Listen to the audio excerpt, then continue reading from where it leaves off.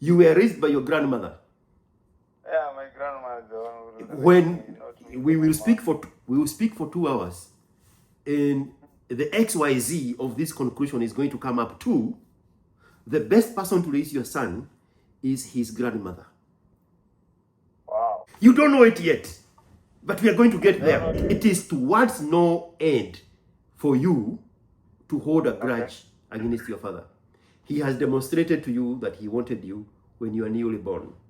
They were willing and able to raise you with his wife, and you are equally age-mate sister.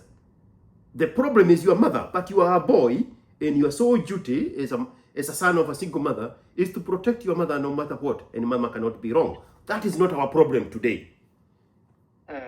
The issue here is for you to let go the imaginary socio-engineering that they put in you, to imagine that there is hate to be had on the part of your father, so that you avoid making the wrong mistakes that will end up with your son hating you for having made the wrong choices, where the right choices were so obvious in front of your eyes.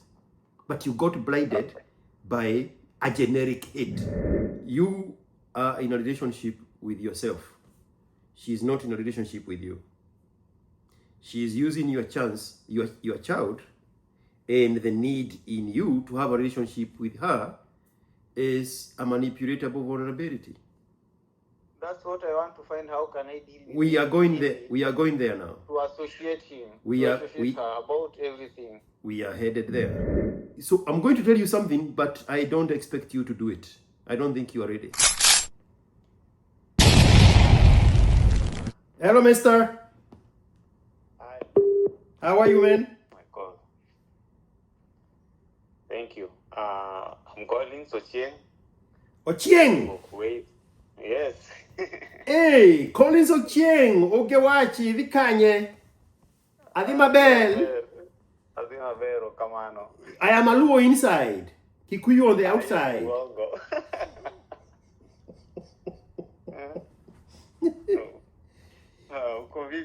You are in Kuwait. Kuwait. Kuwait is the country with the strongest currency in the world. Yeah, najua nayo si mchezo inawaka. Mimi nipe jua na unipe. What is the name of their krona? What is the name of the currency there? Ni dinar. Dinar. Yeah. That's the strongest currency in the world. Wallahi, si uongo. Strongest, but naona tu is just the strongest when you're just this side. But after then, ukitoka huku is not that kind available. Ama ni mimi ndo naona hivyo peke yangu. Wewe wacha mchezo bwana. that thing is $3.16. One of it. Because in Kenya, sign 1 dinar, convert into Kenya money ni 400 shillings. Yes. For 20. For 20. A dollar is 128. That is 400. Do you want to exchange countries? What? Wewe unasikia nikisema mimi ya Makikuyu on the outside. I want to pahali besha iko. So nyashujinga. Eh, bwana, wacha mchezo bwana. Wacha mchezo. Okay. Wacha mchezo. In Kikuyu, there is a saying. It's a very complicated saying. I know the ancient Kikuyu. I'm very fortunate to know the ancient Kikuyu. There is a saying, a proverb that says, "Wahona hu birada dokonie gaida." When you eat to your full, cover your stomach. Don't show your stomach to your God. For real? If you show it to a God, atakuita alive or what? So when you are fortunate enough and blessed enough to be in Kuwait, count your blessings. Thank you. How did you get there? Okay, first of all, it was a long journey. I was first nilikuwa hairdresser before I came to Kuwait. In Kenya? Yeah, I was a hairdresser and nilifanya hata job Windsor. Like a hairdresser. Windsor Hotel. Windsor Hotel. Yeah, Windsor Hotel. So in first, Muthaiga. Yeah, in Muthaiga. 2018. Hey, are you from the group of schools or are you the us guys? Group of schools nilipata scholarship na kulikuwa na a certain nini inajiita Revlon. Walikuwa nafundisha na sponsorship, so nilifanya huko hiyo course for 1 year and then it happen nikapata job Windsor after tu nimaliza shule. Shule ni gani? High school? No, ilikuwa ni inajiita Revlon College. Revlon is a French beauty product company. Wanadina product company, so they open their school. Yeah. Back in 2014, those days. So they had sponsored a beauty school to show for people to learn how to use their products. Exactly, yeah. Yeah. And then nikapenda maliza shule and then nikapata job. So I've been doing hairdressing until 2018 nikaboeka nayo, nikapata this thing doesn't bring money. And then nikafanya barista. Wewe sema ulikuwa umeenda hapo ndio ukule wa mama and then it took so long to transition. But that industry has too many mamas, but that's what it really discouraged nayo. There was a time I was shaving. Hata nilikuwa nashuka Nigeria. Unajua what he asked me? By the way, are you a gay? Nikaboeka nayo sana, nikasema really, meaning these people wanadhani watu wakitengeneza nywele, most of the men are just gay. Niliboeka with that thing first of all. It hit a lot. Because that was not the first person asked me something like that. Ulikuwa how old? At that time nilikuwa 24 years. Si walikuwa na kurecruit ukuwe benten. Haukuwa unashikanisha labda? No.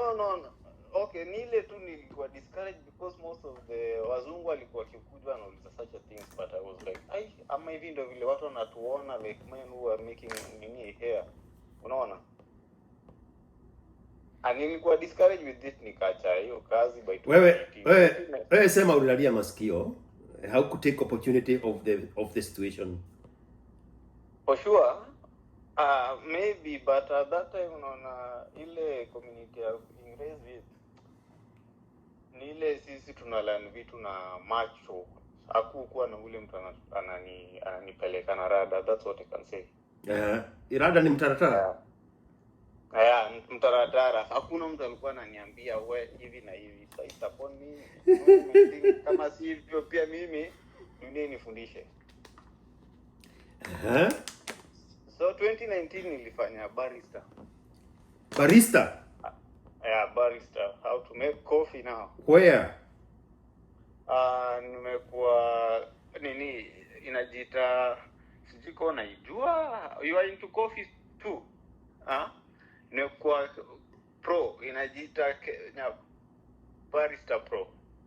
Okay. Yeah, Kenya Barista Pro through Esther. Kwa Langata that time. Saina skiko Westlands for now. Yeah. Ile corona inaanza na sisi, I got a job instantly in town tu hapo, nimekuwa for 2 years. After corona inaisha nikaangukia job in Kuwait 2022. Wow, you have had a very smooth ride in your childhood. Well, in your very young adulthood. No, it was not such smooth because vile naisema it wasn't just smooth. It was rough for sure. But you have the thing is you have always been preoccupied. Even in that preoccupy nimekula maisha itakuwa okay, mwanaume ni hadi ateseke though ina happen too. I think it was pay mejipanga tu in a godly way. juu ni ile tu ili hata job kuijua ni ile tu nimesikia through a friend akaniambia just apply na urudi shule kidogo tu learn the skill of art and then ni hivyo na hivyo. Ikapen ilikuwa on my side na nikapata kazi. Sasa ile ina happen napata kazi huku kulikuwa with the lady I got. Unanipata? Ulikuwa na nini? Ulikuwa na nishapata mtu wa kukaa nayo. A woman. Girlfriend ama employer? Okay. Ilikuwa pale nilikuwa nafanya ilikuwa ni a waiter at that time. I think ilikuwa kampuni ya their cousin tu ni ile pia alikuwa ametafanya kazi. Ebu weka simu yako speaker ndio volume iende juu kidogo ama uongeze volume. Nimekata loudspeaker, imagine. Okay, now I think it's good. It's okay. Yeah. Make loudspeaker. Ikape get nini? A lady. To a friend tu atule kwa tunafanya hapo vitu kwa chef sasa. Yaani kwa hii story na squeeze in ulitekwa nyara na mwanamke, unaisema ni kama ni official arrangement. Si useme tu uliingia Kuwait ukatekwa nyara na Mkenya mwenzako. Si useme tu hivyo. Hapana, hii ni Kenya sasa, hii ni Kenya, si that side. Hii ni sasa nakwambia story ya 2022 before I came to side. Hii ni sasa ni before nikuje huko. Ukakuwa na roommate. Hii ni Kenya before I came now sasa officially we starting your work at Kuwait. This is when you were in Kenya Barista Pro. After nishamaliza sasa niko job already. Uko job wapi? Nilikuwa job tao. Okay. Inajiita Tamu restaurant at that time. Sika siku hizi bado iko. Like downtown proper? Like central business district? Ilikuwa restaurant, yeah. It's a restaurant just for eatable, but they had a coffee shop inside it too. Okay. Yeah. Ikape sasa ude tunapush na yeye. Ile time nilikuwa nakuja huku sasa unajua nilikuwa niishi naye kwa nyumba. Alikuja akapata ball. Kenodhia. Walai. Sasa hiyo uko 24 years old. No. No. Hiyo ni kitambo. 24 years hiyo ni nikijoin college ya dressing. Sasa mimi niko 33 years. Hii nasema sasa 2022. Hii before nikuje huko. 2022. Kwani ulizaliwa mwaka gani? Ati? Ulizaliwa mwaka gani? Mimi no 91. 91. By December niingiza 34. So 2022 uko 31. Yeah. By December naingiza 34. Yeah. This year. Yeah. Oh, so you are an adult. Me hata ni youth natoka hata. No, I mean at the time when you are impregnating a girl, you are already an adult. Exactly. You know what you're doing. I know because it's something I wanted. Yeah. Nataka nikuwe na mtoto and some family. Okay. Yeah. And then ikapeni pia job ikatokea kukuja huku sasa, unaona? Yeah. Hiyo time ina happen ile tu nilikuwa na apply lakini never know your future how it will be, unaona? Ikapen job imetoka niko huku hivi. Msichana ndiye akasema mimi niko na ball. Nilikuja nikamweka chini nikamwambia mimi kuna job nimepata, though itakuwa rahisi on our side because tutakuwa away from each other na itakuwa na challenges. Unaona ni ile ushaona vile vitu zitakuwa before hata hii job ijipe juu that time nilikuwa nangoja visa irudi. Job tusha apply, mambo ya visa after 1 month itakuwa ina come and then we will be flying out of the country. Already nishaanza kuona this challenge, naanza kuambia mwanamke mapema. Yeah. Nikwambia okay, this itakuwa rahisi, it's a challenge on us, so I'm just going for 2 years. Unajua tu contracts za huku hivi ni 2 years, and then from then you can just renew it, compare with how job inakupeleka na vile vitu zinakupeleka. At that time I think bado tulikuwa tunasumbuana juu sijui ni mimba ndo ange nafanya wanawake pia hivyo, ama saa zingine tu they on their mood, because these are another creatures apart from us. Oh no, it's their nature. They are trying to bargain on the value of the source of their product or of their provision. It's their nature. There is nothing wrong with that. So nilikuja nikamtayarisha, yani ile mentally tu, unaona? Juu si wote kwanza tunatoka ghetto, si ati mimi ni familia ile nimetoka hiyo. Oh, wewe umezaliwa Bon Town? Mimi nimezaliwa mtaa, mimi ni wa mtaa, mimi ni wa Islam. Mtaa gani? Kaloleni. Whoa, okay. Yeah, I'm from Islam. Yeah. Unaona, ile tu sasa ni ile hata nikukuja huku hivi ni ile tu, I thank just God. Yeah. So imeitwa kwa hizo fukara mingi za mtaa. Yeah. The life of Islam is not very easy. Mimi huku nashukuru sana kama niko probation. Yeah. First of all. Yeah. Zile life ya huko nile hata vile nilipata hiyo kazi kwanza, ile my first job in barista, nilihama nikaenda mbali na beshte, nikaenda like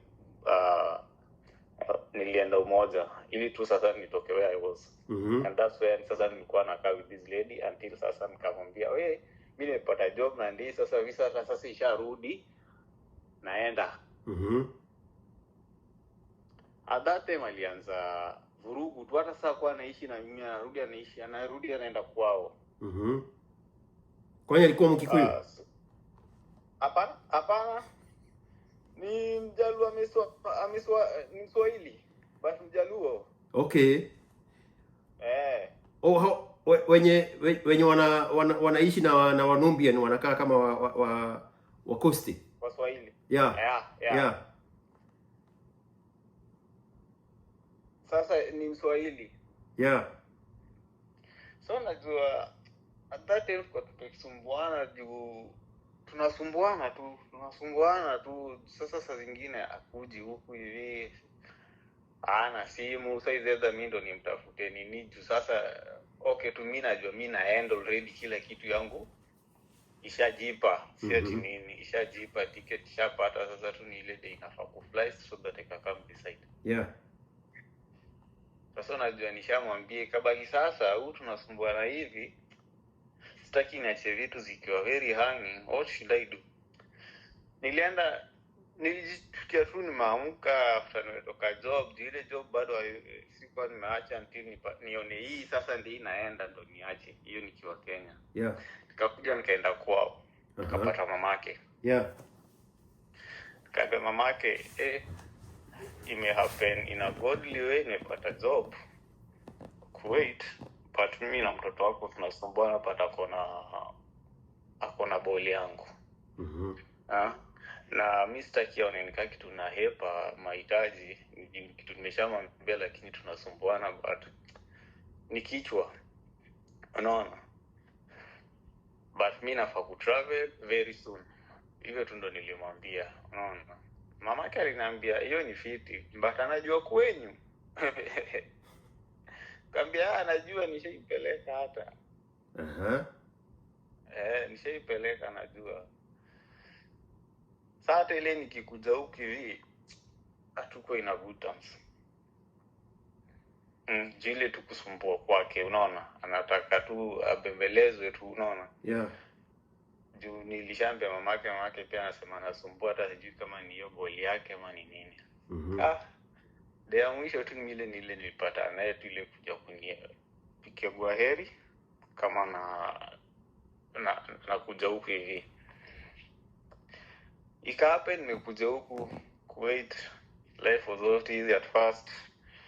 Ndio kuzoea another place for the first time, umepanda ndege sasa unaanza job another country, kuzoeana nao. My kid was born while I was this side. Yeah. On April 2022. Yeah, Yeah, hiyo sasa ni 2023. 2023. Yeah, nilimwacha kiwa na balls huku hivi nimekuja January. Nimekuja February. Na hiyo time alikuwa karibu kuzaa ameza April. Yeah. Sasa ile nafika huku hivi by mwezi wa 4 yeye alikuwa amezaa. Na unajua tulikuwa tunaongea juu hata mimi nikifika huku simu yangu iliharibika. Tulikuwa tunaongea ile that much. Pia alikuwa ameleta hizo maneno mingi. Ila akiza mimi niliambiwa tu okay ule amezaa. Sasa sijui ilikuja hit sasa zile ameanza kulea. Nilikuwa na huyu tunasumbuana naye, mimi nilikuja nikamnyamazia juu unaambia mtu fanye hata ile nikitoka kwa nyumba vitu zangu za nyumba mimi hata alikataa kuishi huko hivyo niliakupeana vitu zangu to my mom na zingine zile nilionaziezi patiana nikauza. Juu alikataa kuishi kwangu. Sasa ni ile hizi time zote tunasumbuana hata nikiwa huku hivi kuvurugana tu. Na mimi si ati nimekataa jukumu yangu kumsaidia ama nini. Ni ile hata after ameshazaa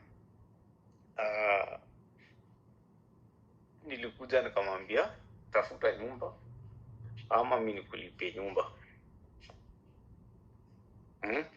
Mimi ndakulipia as long as uko kwa nyumba yako. Juu alikuwa anaishi kwao with his mom.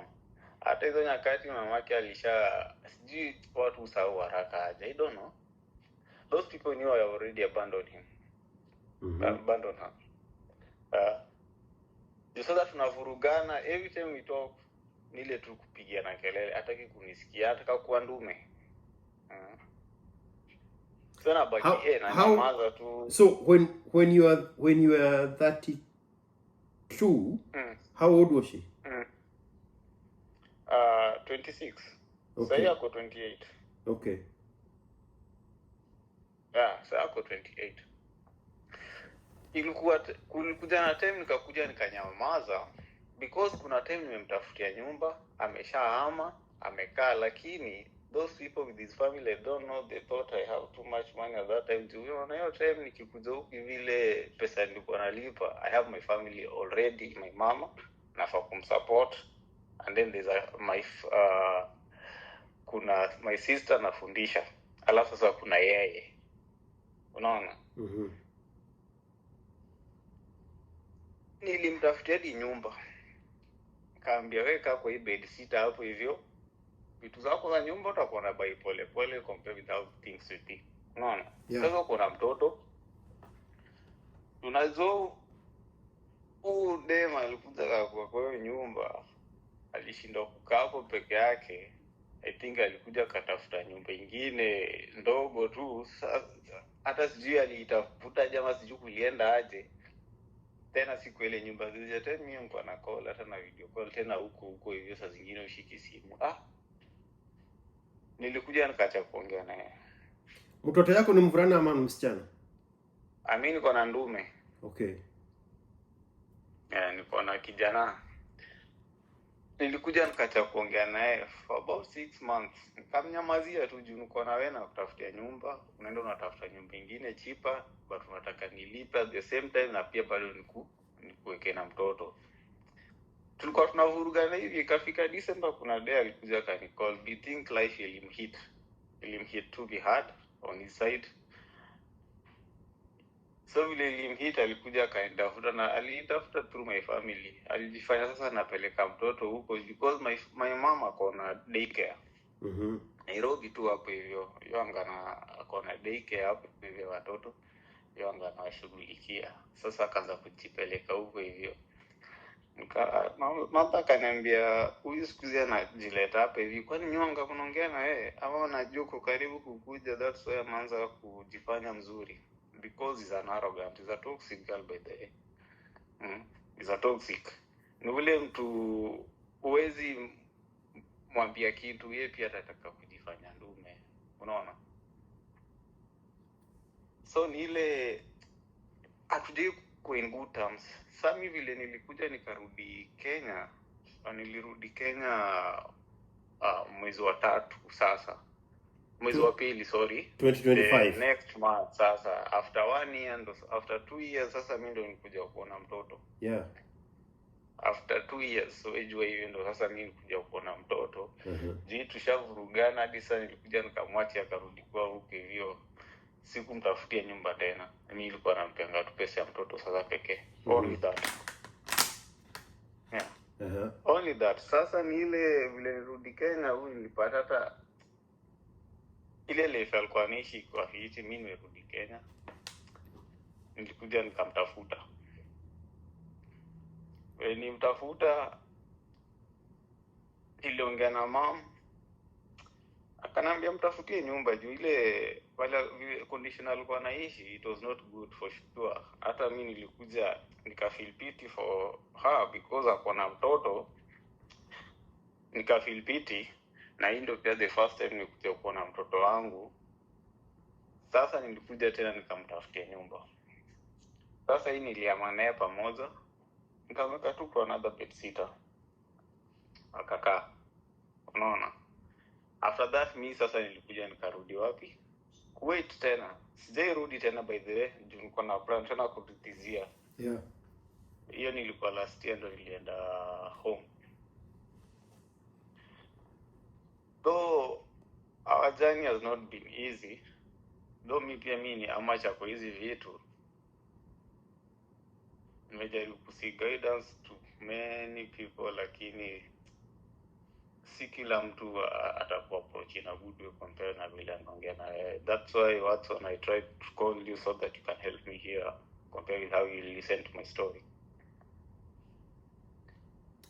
Huyo tumekuwa tukivurugana every time na call. Okay, in a week we can't, hatuwezi kuwa na issue. Imagine this lady I'll try even to try kumtafutia passport tukuje tu hustle pamoja ache mtoto huko hiyo. Yeah, bad advice. Bad move. Don't do that. Okay. Nimemjaribu, yani wewe kuja tu hustle basi hata kama si juu. But that's not what she wants. So let's eliminate the possibility that that is not your child. Okay. Nimejaribu, ushaona ile, ushajua okay huyu ako after money sasa. Ako after money, hata ushasoma akili yake. Lakini yeye sasa kila kitu nafanya juu yake, but kila kitu nafanya because you just have my kid. Ni ile imefika pale wewe hakuna kitu naweza kukwambia. Yani we can talk sense. So every time you want, either you'll call me when you want just money. Nikinyamaza wewe umenyamaza, but time na mcall yetu anaona tu nika kitu mimi naringa na pesa zangu or nataka tu kuona mtoto. Juu saa zile hata kuwa na pesa atapeleka mtoto kwa nyama mom, ataka na yeye. Ama saa zile tume have to quarrel juu yani ule mtu huwezi mwambia fanya yeye akitaka ametaka, but huwezi mwambia una. So tumekuanga tu with the rough style, yani huyu mimi siwezi mwambia anything nikiwa huku hivi, but anataka nimlipie nyumba na pia baada anataka nimlipe, which is very hard on me. No, let's slow down, because when women create a drama, that is not the problem. The drama is a symptom of something different. They are using the drama to cover what is really happening. So turudi tu kwa swali ya kwanza. Are you 100% sure huyo mtoto ni wako? And I want the child to be yours. I'm not putting doubts in your head. No. Yeah. So are you 100% mtoto ni wako? Yeah, mtoto ni wangu. So the reason mtoto ni wangu. Hiyo nayo niko sure nayo. That's what I know, but hiyo ndio kitu ana use. ili nimtumie nao pesa visa naona wewe. No, we will get to that. Again, I wanted the baby to be yours so that we can clear that out of the way. Okay. So now let's go back to the behavior, the drama, so that we can try to find out what is the actual thing underneath that drama. The reason she rejects your housing is because she does not want to be under your control. She does not want to be where you put her because she wants freedom. So now we find out why does she wants her own freedom. And we can interchange the word freedom for privacy. Why is she so hell-bent on being on a neutral living arrangement away from the one that you have arranged for her? It's because she wants to continue with a different lifestyle that does not involve you. So she has already checked out. You and her are not having a relationship. The only person having a relationship with themselves is you. It's a very common place for men. There's nothing unique about you. Yeah. Men think they are having a relationship with a woman, but the woman checked out long time ago. That man is having a relationship with himself. Okay? Yeah. Yeah. And the reason I wanted the baby to be yours is because now the baby is a bargaining chip. Because you want a relationship. Everything you've told me here is you still want her. But she checked. Okay. What I wanted, Watson, okay. What nilikuwa naangalia, okay, how will I nini? Juu sasa wewe unaenda kwa conclusion. Wacha tuende kwa diagnosis. Tuende tu pole pole. Nikupeleke na mtaratara. Nipeleke na mtaratara jo. You want a relationship? She is not interested in a relationship. She is more interested in freedom than a relationship with you. Yeah. You need a relationship with her because of your child. Yeah. And that need you have becomes a manipulatable vulnerability. That is your weakness. So she's manipulating that vulnerability in you to keep dangling that thing you need from her, and she does not want it. And as long as the child is the bargaining chip, you are going to continually chase that carrot that she's dangling to you. Okay. Because the relationship itself is the vulnerability for you. She's not interested in a relationship with you, but she has figured out what your weakness is. Your weakness is because of the child. Again, I wanted the child to be yours. Because of the child, now you have a vulnerability. And that vulnerability is the one she's manipulating you with. That's why she does not want your housing arrangement, because she wants her own freedom to be with other men or do whatever she wants to do as an adult female. But because you have a weakness and a bargaining chip, the child, then she manipulates you to continue financing her choices, not your choices. Even when she rejects your housing, she manipulates you to pay for this other house that she is in. The neutral place that you cannot claim it is yours. So that when she brings men there, she's not bringing men to your house. She rejected your house. She is in her house. She can do whatever she wants to do in her house. But because your weakness is a need for a relationship, and the child in hostage, then she manipulates you to also finance that one that you have no claim over. So you will continually chase the relationship, and as long as you are chasing a relationship, she will see that strength in you of wanting a relationship, not just for you, but also for your son. She will turn that strength of yours into a weakness, and then she will manipulate that, what she has turned into a weakness on your part. Non-stop. Okay. And then there is the added layer of your mother wanting the identity of the grandmother to this son of yours. So she manipulates her also. And because your mother is running a formal child care system, now she uses that channel as an easy way to ease the child to her when she needs her own time without the child. But she's not going to say that. She's not going to say, I need time for myself, so keep your grandchild. No. She's going to create drama. She's going to create drama to facilitate her dumping the child with your mother.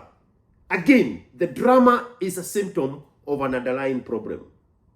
That is the problem. The only thing she wants is freedom. The only thing you want is a relationship. The two of you want different things. She has the upper hand of continually manipulating that need in you for a relationship. Sijui kama unaelewa. Nakupata. It is that simple.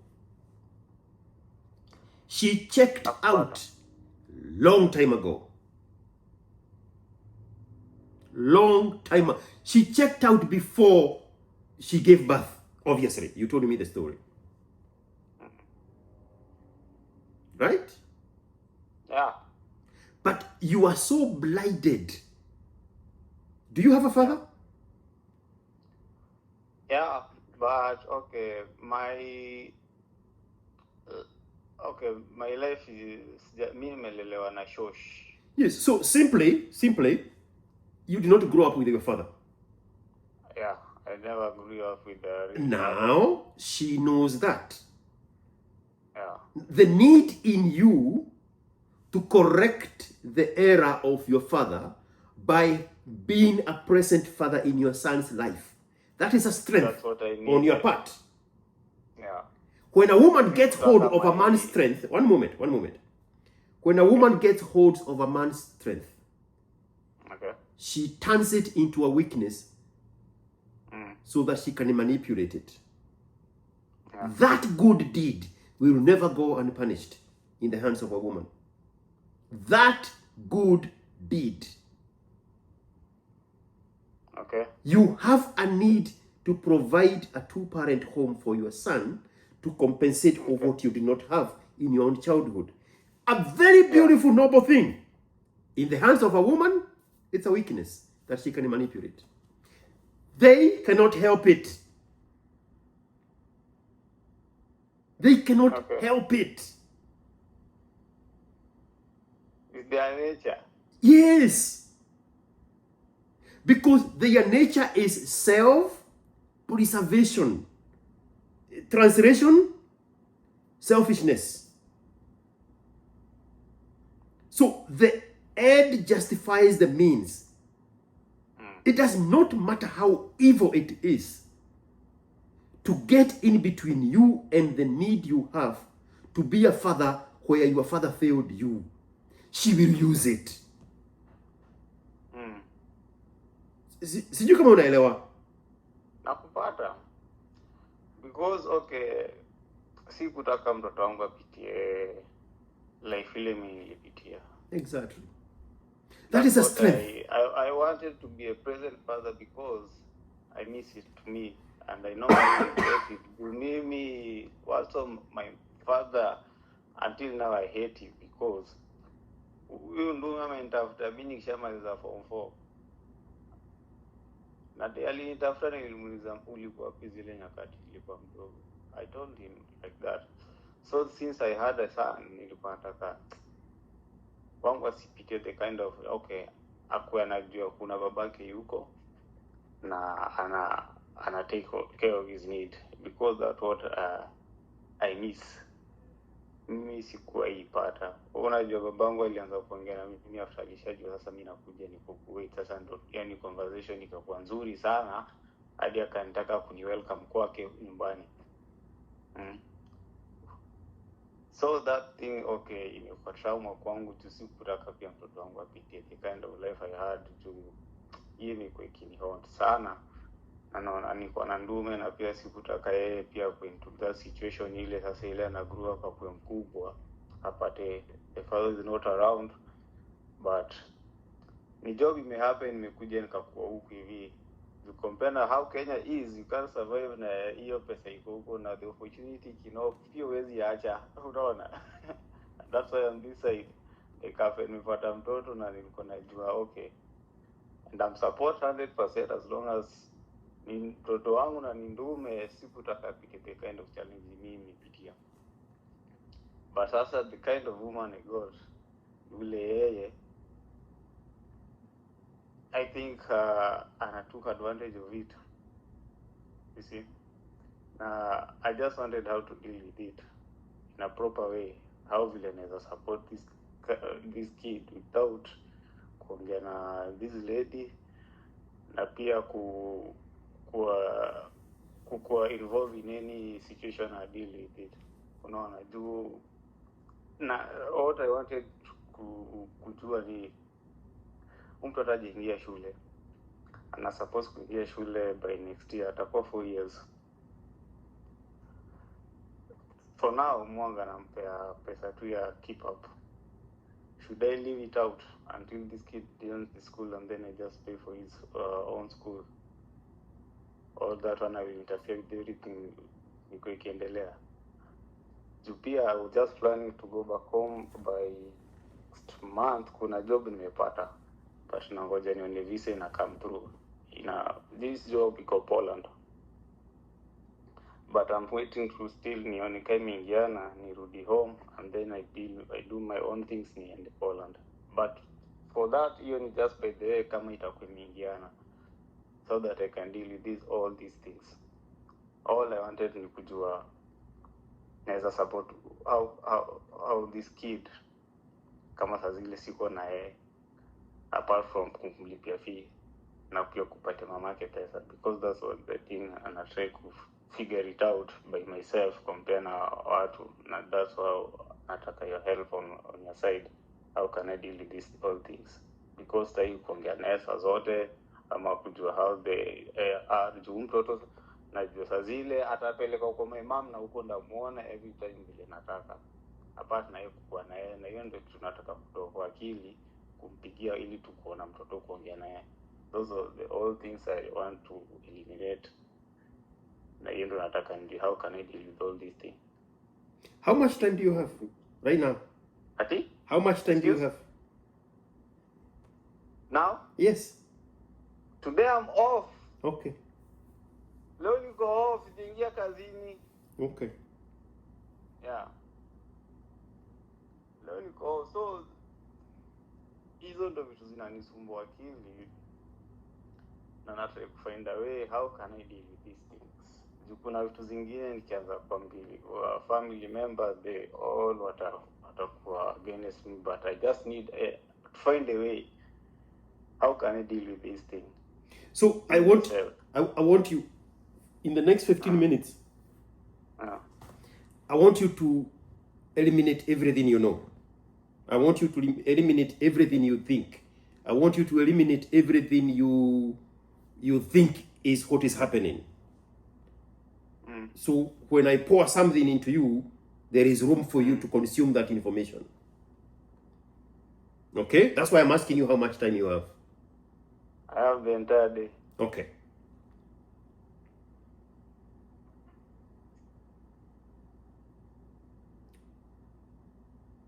You said you hate your father. Yeah. Okay, apart from my father, me nimelelewa with my uncles. So with a single mom, but sisi tulipelekwa ushago. Mi nimekulia life ushago before sasa nikuje Nairobi. Okay, nimeanza kusoma Nairobi, nimesoma St. Peter's while I was young. And then ikapen shosha narudi ushago, kazi ya railway, Gukami alikuwa railway, sasa watu warudi ushago. Kwenda na shosh ushago, si ndo tuishi na shosh. Sasa tulirudi tukaishi na shosh. Mimi nile ilikuwa December tukifunga narudi Nairobi, and then we go back again back home. Hiyo ndio ilikuwa system. But I normally I have a father, which I never seen him while I was young, until it happened I finished high school, because my uncle ndo alikuwa ananilipia high school, and those are the people I know wale walikuwa karibu na mimi all those time. Hao ndo walikuwa najua kama wale wananipea the self care na ni guide, and I appreciate my shosh son. The gratitude yote until niko hapa ni ile lifestyle nimekuwa nikiishi na yeye. So hata nikirudi Nairobi sasa to start life after high school,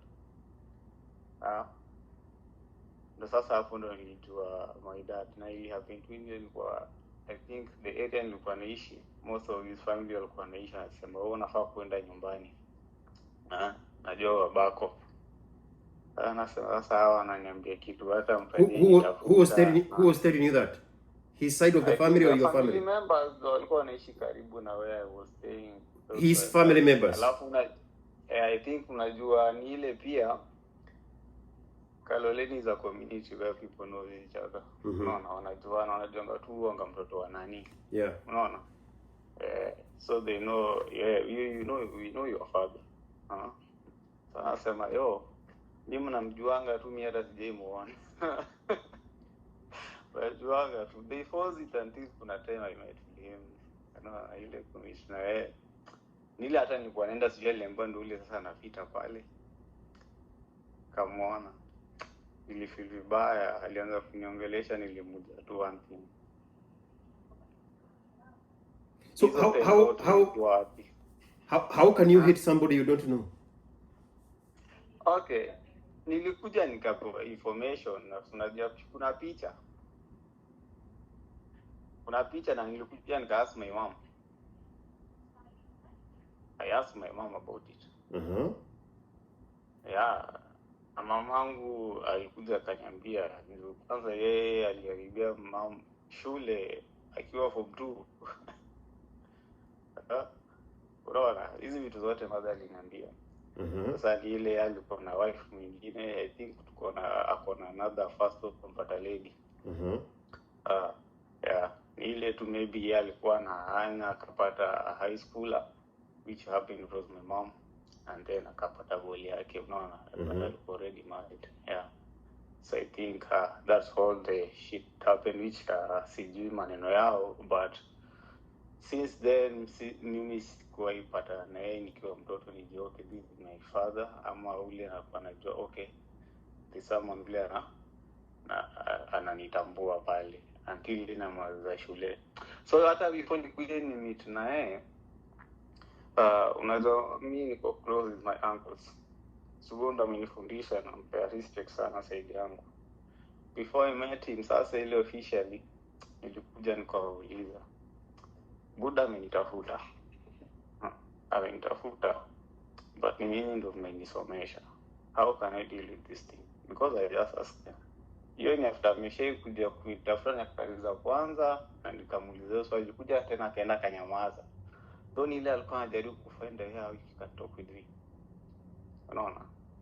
but napata very hard kuzaa na mtu ndo naanza kujua sahi nikiwa mkubwa, life imeshanichapa left and center na kula vitu zingine peke yangu. So nilikuja niko approach, akaniambia ni sawa, wewe ni Buddha, ama utaki kuongea na babako? That's my uncle now talking, telling me like that. Nasema ni sawa tu, lakini still hurt. My heart was hurt. Nimeshakuwa mkubwa jo, mbona huyu jamaa sasa anaanza kunitafuta sahi? Jo ameshajua ninapata kazi, ndio another country, ameshaanza kujua njia za huyu zinafunguka kama ni aje. Ni nini hapa sijui, jua je niambia what goes on while they nitafuta kitu kama hiyo. No. So no, I find it strange hata saa zingine nikiongea na yeye inani hit, and that's how nimejaribu kutafuta another way. Nilipata pia sasa mimi niko na another kid, ni ndume, atapitia life ile mimi nilipitia pia. So watch before you get to the child.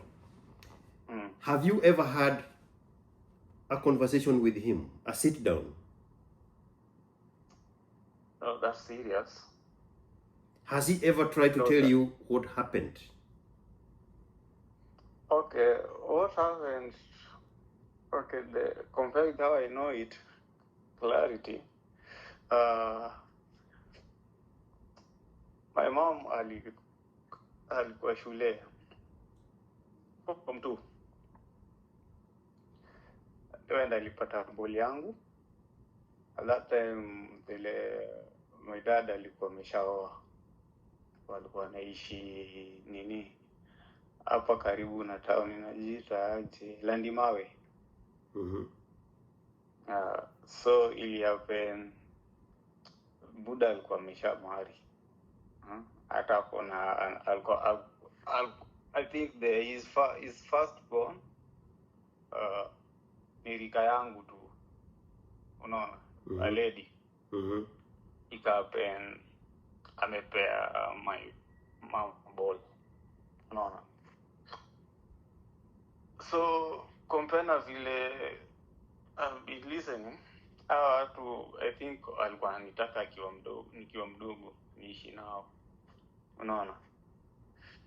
Hata my stepmama anaenda, tulikuwa tunakutaka tokiwa mdogo, but they just knew I existed. Hiyo ni kitu alikuwa ameshajua, anajua, unaona. Hata aliambianga watoto wake, but I think wangeza nichukua nikiwa mdogo.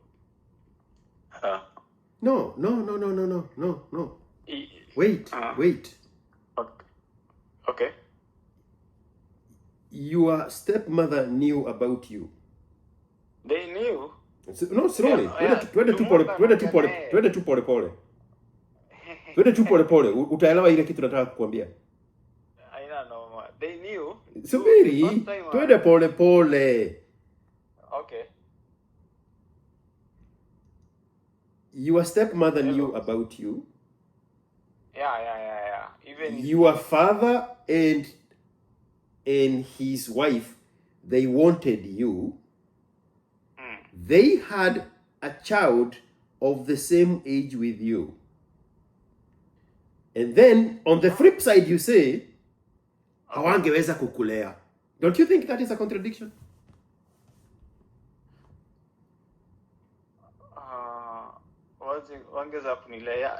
Okay. But they were already raising a girl the same age with you. They wanted you. Did you listen to my episode 41? No. With the Kikuyu woman? You have not. It's only a few hours old. It's maybe 18 hours old. It's okay if you haven't listened to it.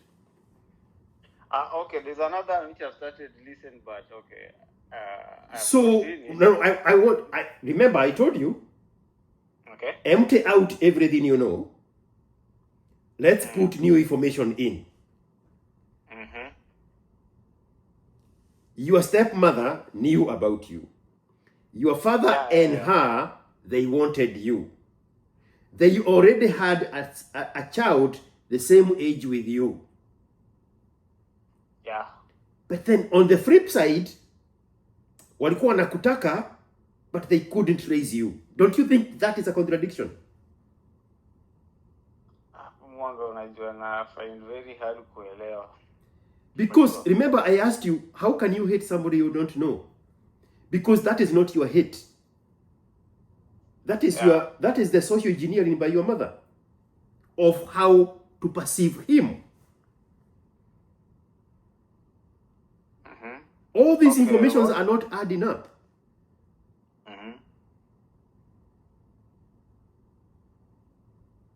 They wanted to raise you alongside your half-sister. Yeah. Your mother refused because she felt jilted that she was not the one getting married. It was the other one. And both of the women got the man around the same time. That's why the both of them are giving birth around the same time.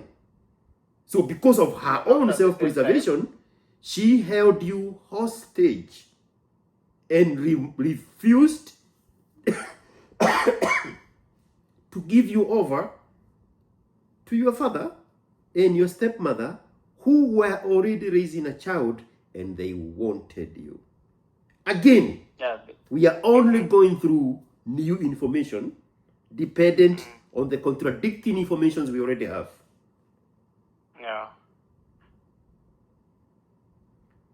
So, and again, I know you are a son and you have a primary duty to defend your mother and a primary duty to defend your mother's honor. So your mother is your God. She cannot go wrong. She cannot do wrong. I know that. But we are just inputting.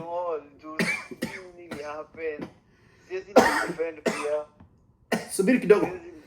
Wait a minute. Ngoja kidogo. Say that again. What were you saying? I can't defend them, both of them.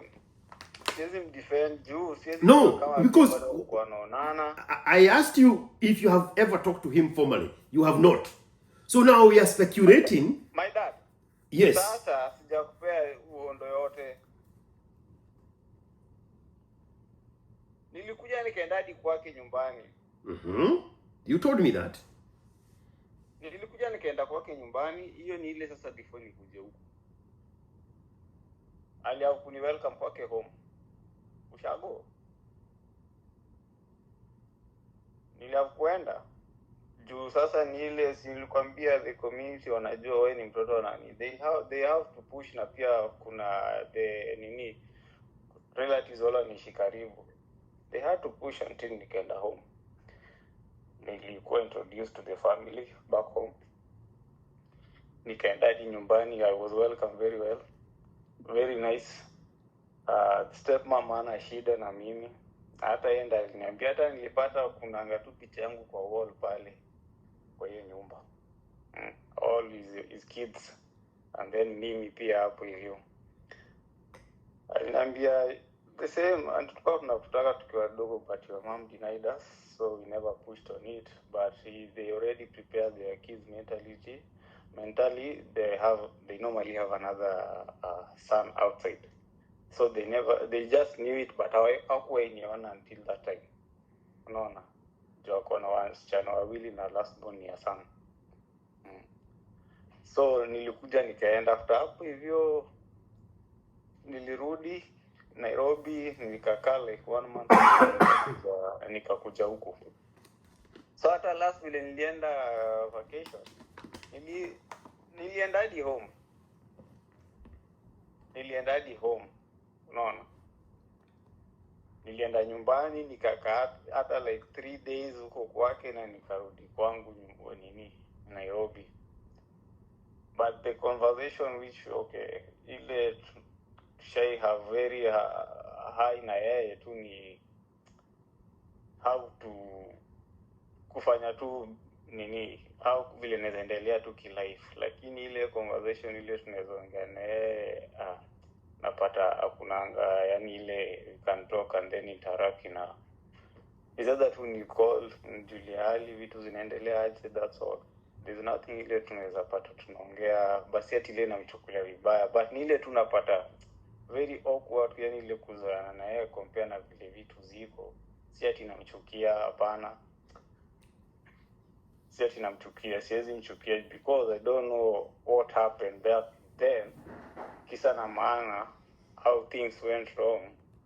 Ikapen sijaitafutwa until that nikakuwa mkubwa, ndo sasa ukanitafuta, unaona, after nimeshakuja huku sijui the entire everything what happened, which is sema nani mbaya kati yao wawili.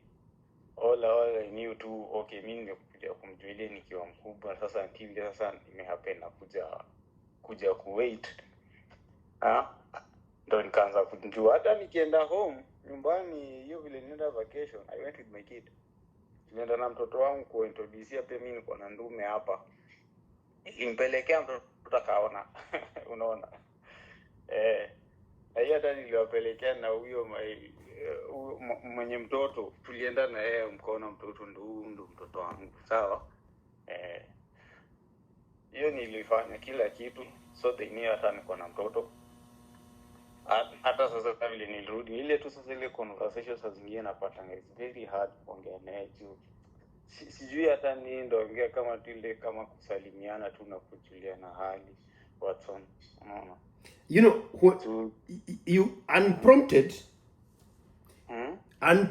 you are the one who introduced your father, and the moment you introduced your father you said I hate him. Now when we went through that 15 minutes of an exercise, you realized that it was very easy to empty everything you have been told or you have thought happened and put new information. And now you have realized you don't even hate him. Now you have realized the good moments that you have created with him, with your child and your child's mother, and with your two sisters and your little brother, and your other mother. You have emptied everything you knew in 15 minutes, and you have replaced it in moments, with moments, happy moments and memories. The same you. You brought in your father with the title, I hate him.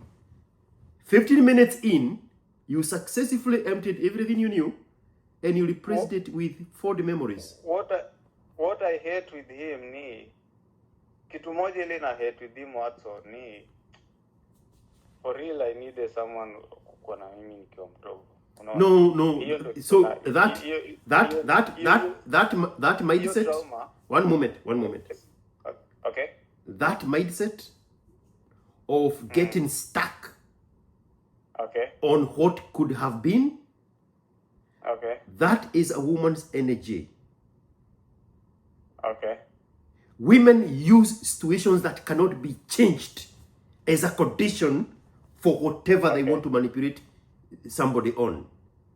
They get stuck on a situation that nothing can solve it, because they want to use that, in Kikuyu we say keremia, a reason to make it impossible to move forward.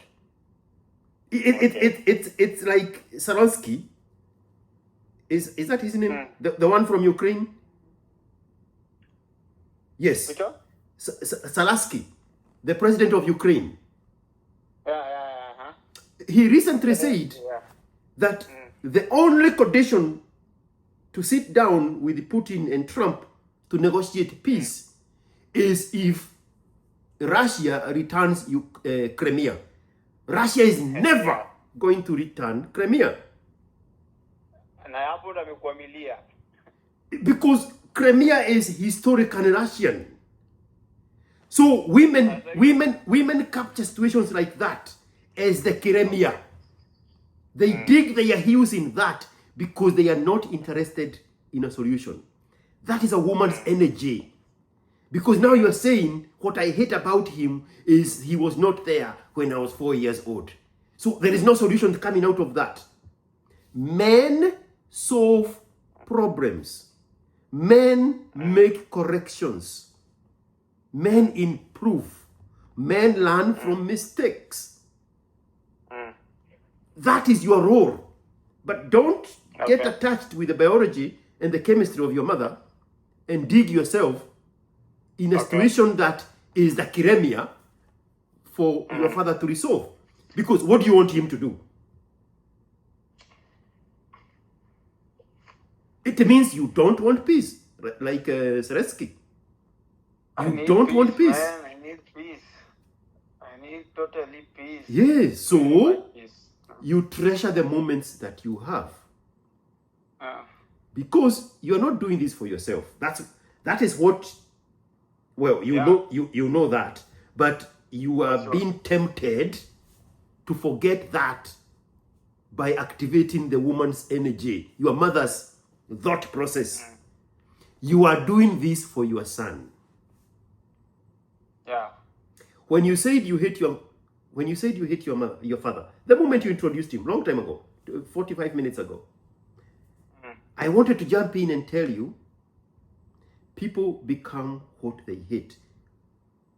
Lakini nikasema goja kidogo, wacha nione pahali inaenda. Because you couldn't see the danger that you're putting yourself into by insinuating. You don't hate your father. Okay. Your mother put that hate in you about your father. You are doing your mother's bidding for a reason you are not aware of. So, one moment. Let me cook you. Let me cook you for a minute.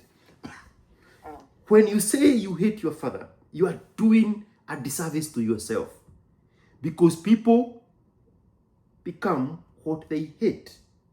And you are in a very vulnerable, tricky, volatile situation where your own situations with your father could replicate in yourself and your son. And unless you resolve this imaginary issue you have with your father, it's going to replicate itself in your own life with your son. So, because you'll be blinded by the anger, and this, I want you to listen very carefully. You'll be blinded by this anger, unresolved anger of your father. That blindness will make you not see what is the clearer path that you need to create so that you can have a better outcome with your son.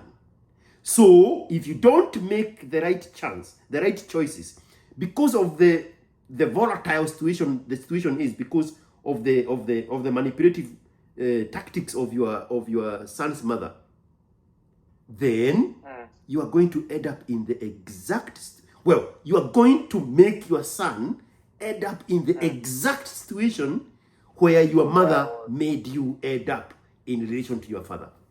And you don't want that. Yeah. Do you see how complicated that is? Yeah. I got you. It is a very tricky balance. You cannot do your mother's bidding because you are the father now.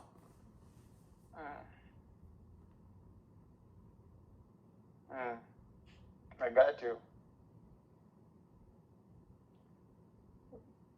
But my mama hajanilea. Mimi ni mamake sana amenilea.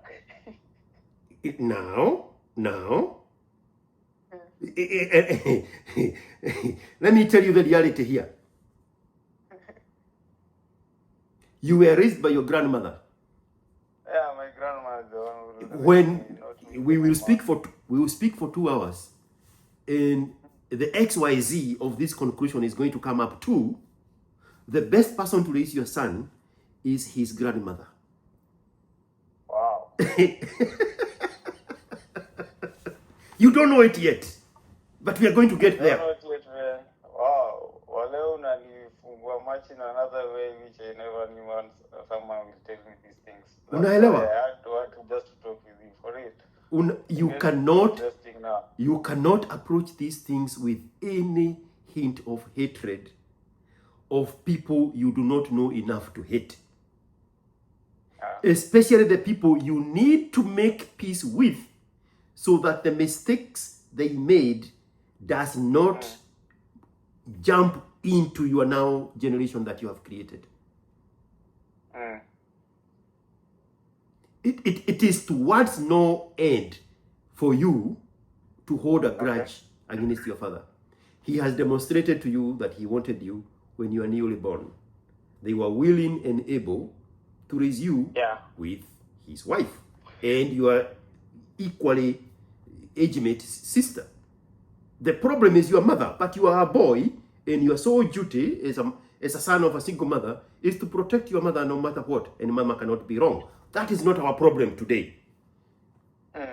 The issue here is for you to let go the imaginary socio-engineering that they put in you, to imagine that there is hate to be had on the part of your father, so that you avoid making the wrong mistakes that will end up with your son hating you for having made the wrong choices, where the right choices were so obvious in front of your eyes. But you got blinded by a generic hate. Very tricky. I got you. Okay? Everything is jolly between you and your father. Everything else is imaginary. Can we agree on that? Yeah, it's imaginary, but he never told me, okay, ile kunyambia ati, okay, everything again peleka na mtaratara, yani to tell me, okay. And the reason he's holding you, he's holding back on revisiting the things that are what, 33 years ago? 33 years ago. Is because they yield no plus. There's no upside in those things. The only thing they will do is to upset you in relation to your mother. And he does not want to paint your mother in bad light. Men do that all the time. Men sacrifice themselves to take the blame in the situation that you are in, to protect the dignity of their ex-wives in front of the children, because they do not want to unruffle what the children think about their mother. They would rather be quiet, especially the Kikuyu men. They would rather be quiet and wait for you to mature enough to figure it out on your own. To go back and say, here does not add up. The way we did. Like, they wanted you. They had a child your age. They wanted to raise you. So that was not the problem. The problem is your mother said no. Your mother held you hostage. So they want you to discover that on your own, and then you are like, okay, you nimemezea. Then you move on away from the anger. They would rather that be the outcome on your own self-discovery, so that they do not unravel the relationship that you have with your mother. Now, everything is jolly between you and your father. He does not want anything from you. That idea that he is looking for you when you are an adult and you are financially stable, no, that is not it. No, that one is not it. That one is not it. But you had said that. You had said that, but to your credit, you had emptied it out so that you can create room for new information. Ndio, unajua, sometimes I normally say that compare na vitu pia ananiambia, unaona? Woman's energy. You need to resist that. Women say things they don't mean. Because women use words to influence an outcome, not to pass information. When it comes from a male's voice, we don't know it has a female connotation to it. So we take it for the face value. Excuse, just a minute. You know, if it's woman, the woman who she has, pia basiana mislead. The woman who she has, ananiambianga vitu zingine about my father, adina shanga. Vitu gani? The woman who she has. Unasikia? Yeah, your stepmother. Yeah, exactly. Vitu gani? Yeah, mwenyewe anasema, I don't think your father is who he is. Unaona? Mama wako si vile unadhani. Huyo ni my stepmom ananiambia. But what does that mean? What is the context? Yeye mwenyewe anasema by dad mwenyewe inakaa nika kitu bado anapenda skirt. I mean, what is wrong with that? Sijui sasa, sijui unajua mbona sijui mbona ananiambia hivyo. That's the thing. That is the thing. Why is it her place? Anasema huyu bado ni kama bado, imagine my stepmom anambia bado babako bado anadhani yeye bado ni mtoto mdogo. Huyu tunakombazana naye hapo hivi bado ni kama anasumbuana na wanawake na shanga. Sasa mimi mbona unaniambia? Ukiona ni ile unaongea na mtu lakini bado unapata hii mbona unaniambia sasa hiyo amekuzoea. That should not happen. That is inappropriate. You don't know each other like that. Hadi anashuku hakuna hata bado watoto wengine na shanga. Hiyo sio shida yako na sio shida yake. Watoto kwani ni yeye amezaa? Si ni wanawake wengine wamezaa? Inawahusu nini? Yeye ako na watoto wake 3. Asiletee baba yako. You should step in there and defend your father. I know. Okay, unajua kuna vitu zingine still I normally just have to keep quiet na shanga. Sasa hizi hata mimi ndaanza kumwambiaje surely Watson for real, how can I start sema vitu kama hizo? How will I start? And then what bado, okay, my mom say ameoleka. Akona watoto. Most of them are ladies. Mindo mwanaume pekee kwa hiyo nyumba yake. Akona 4 ladies. But kuna time unajua nikiongea na my dad bado nataka namba ya my mom. What for? He's already married a woman. Are all of you Luos?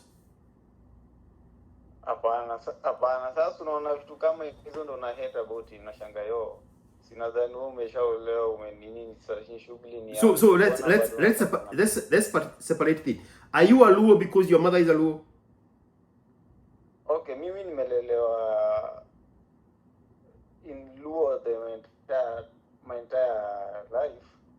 No, are you a Luo because your mother is a Luo? No. Your mother and the parents who raised you. My mom is a Luo. And her parents are Luos. Yeah, Luos. Okay, what about your father? He's a Luya. What about your stepmother? My stepmom. Yeah. He's a Luya. Mimi hapo siwezi kusaidia. Sasa unaona hapo hivyo nashangaa. Mimi mwenyewe nashindwa kuelewa. Jua hata hii Kiluya mimi sijui. Me my entire life najua Kijaka na hiyo ndo the lifestyle nimeraiziwa. So najua again, that's why nashangaa. Again. Alafu so the jibu ya ndio mimi nashangaa. I only going to answer that one. The psychology of women. Again, women use words to influence an outcome, not to pass information. She is not passing information to you. Okay. She is influencing an outcome. You are the oldest son in both families. Yeah. Your mother is already under another man. She is set. Exactly. Yeah.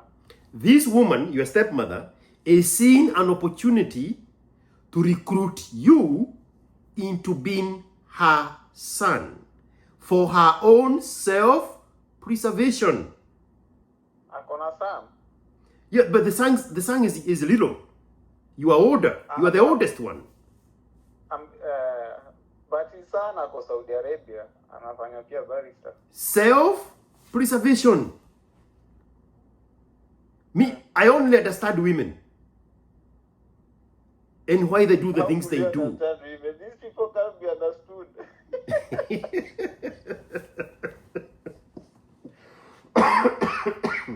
people can't be understood. So when she's passing information to you, it's not information.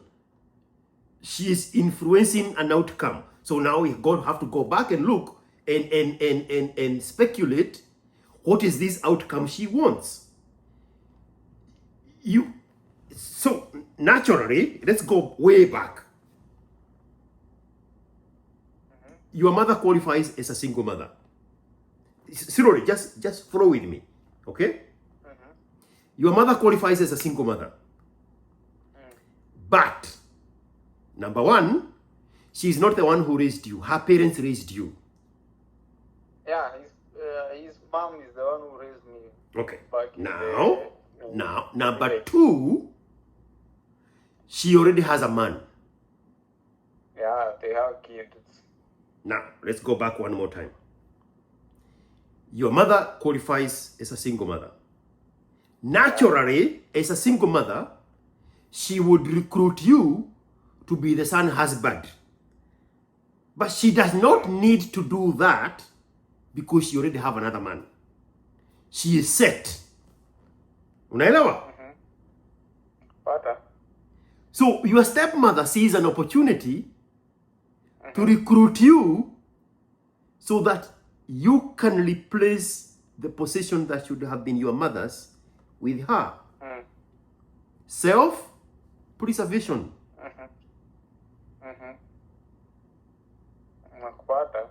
That's why she is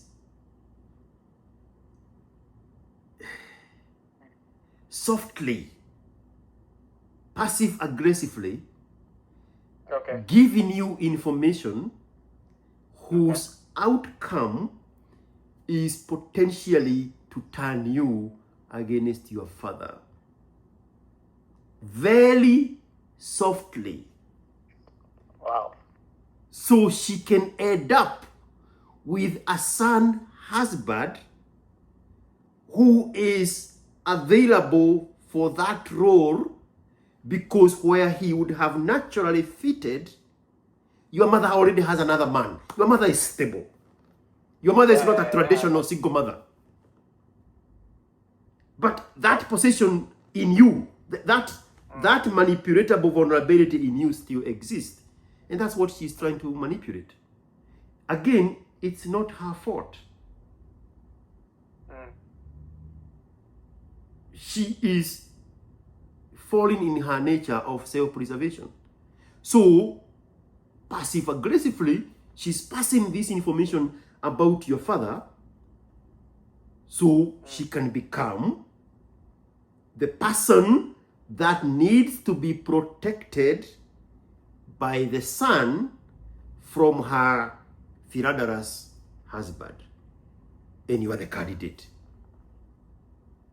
Because you are available for adoption to the role. Or 34 years of you.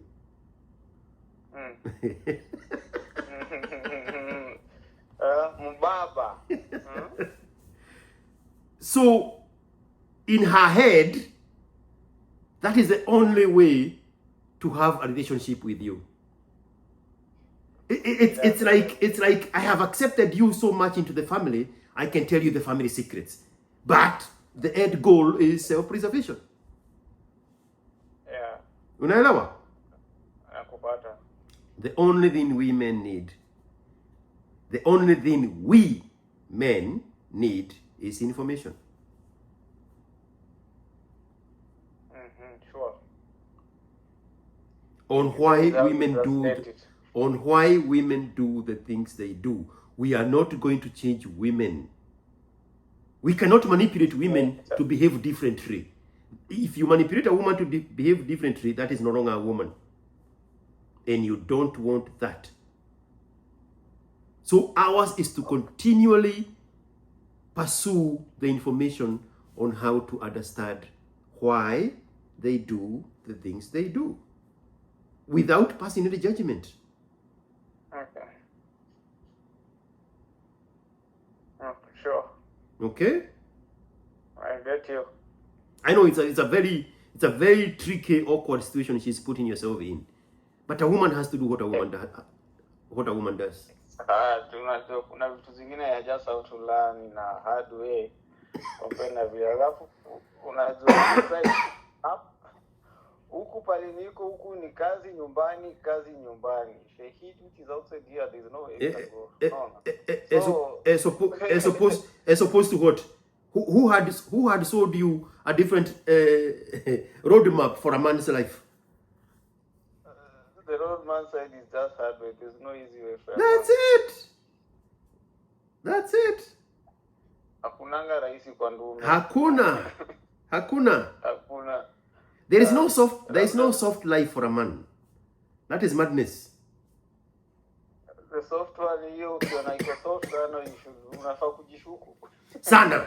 You have to ask yourself, what is not happening in my life that maybe things are going so well? And it's not the kind of I'm now saying this, this is my conversation with the universe. Give me a moment here.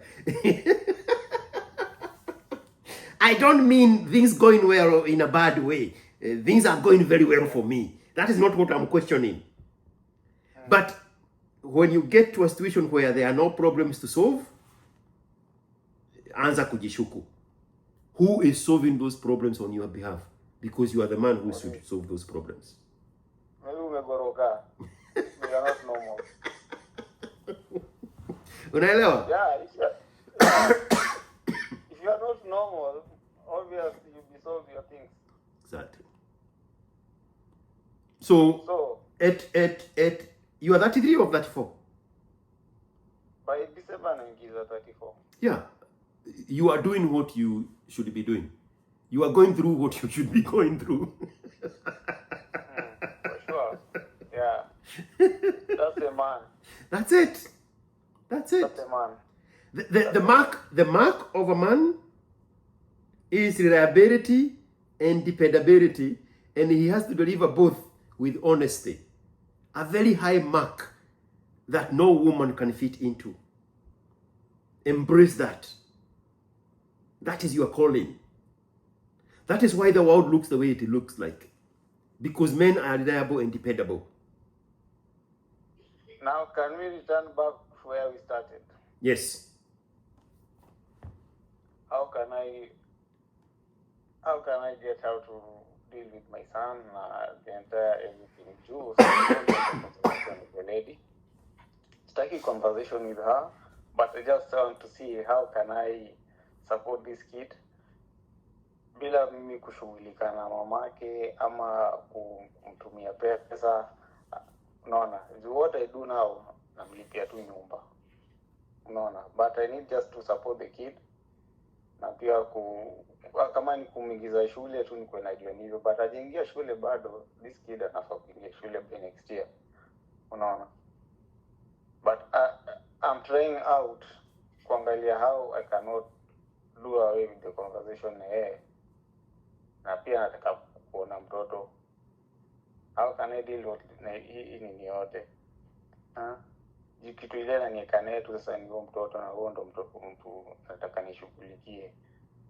Sitaki I end up compare na vile mimi niko. At least anajua okay, akiniona anajua ni baba hata ni baba, unaona? Yeye anajua. He knows, unaona? But ile nataka tu nione okay, nikuwe into his life until afike pale nafunguka macho, ajue okay, at least nilimsupport. Unaona, nikiwa mdogo compare na vile mimi sikuipata. Hiyo ndo kitu na try way to do with it, but I don't know how I can do it. Okay. I don't know the formula ile naweza fuata ile tu kuhusiana na his mom in another way. That's the way I try to find out now. Okay, she has been telling you that, but you have not caught on it. Let's go back to the memories of the reasons she takes your son to your mother. What is consistent about that? Consistence, okay. I think all I know, Hazila ana pesa ataka ni mtoto. First of all.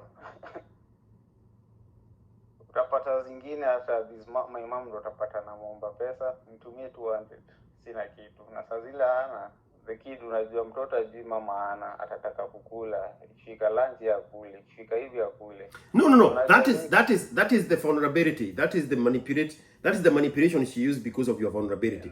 I want one moment. Those are two separate things. Those are two separate things. I want you to focus on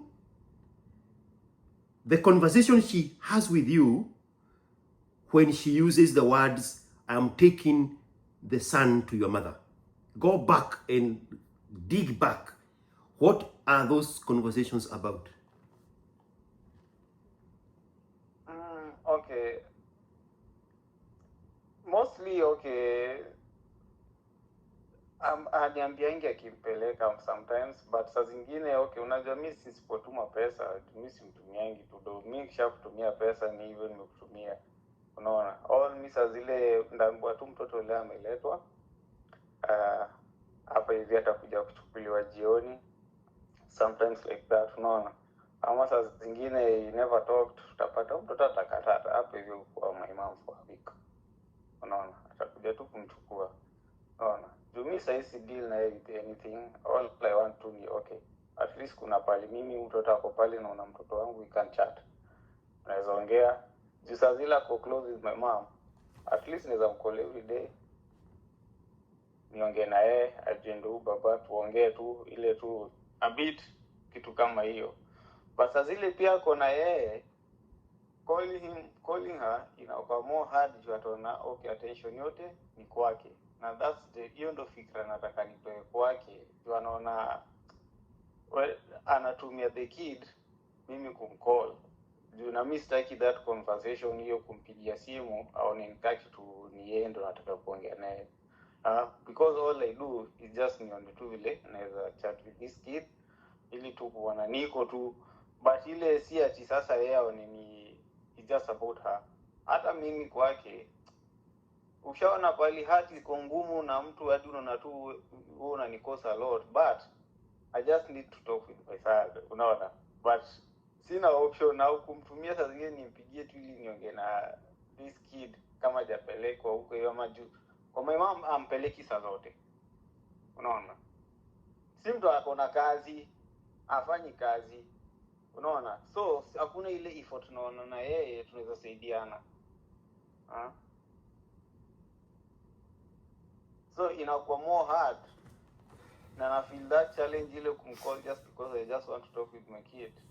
Saa zingine atashika hiyo simu ama ataona tu sasa nikaa kitu sasa ndio huyo amejileta.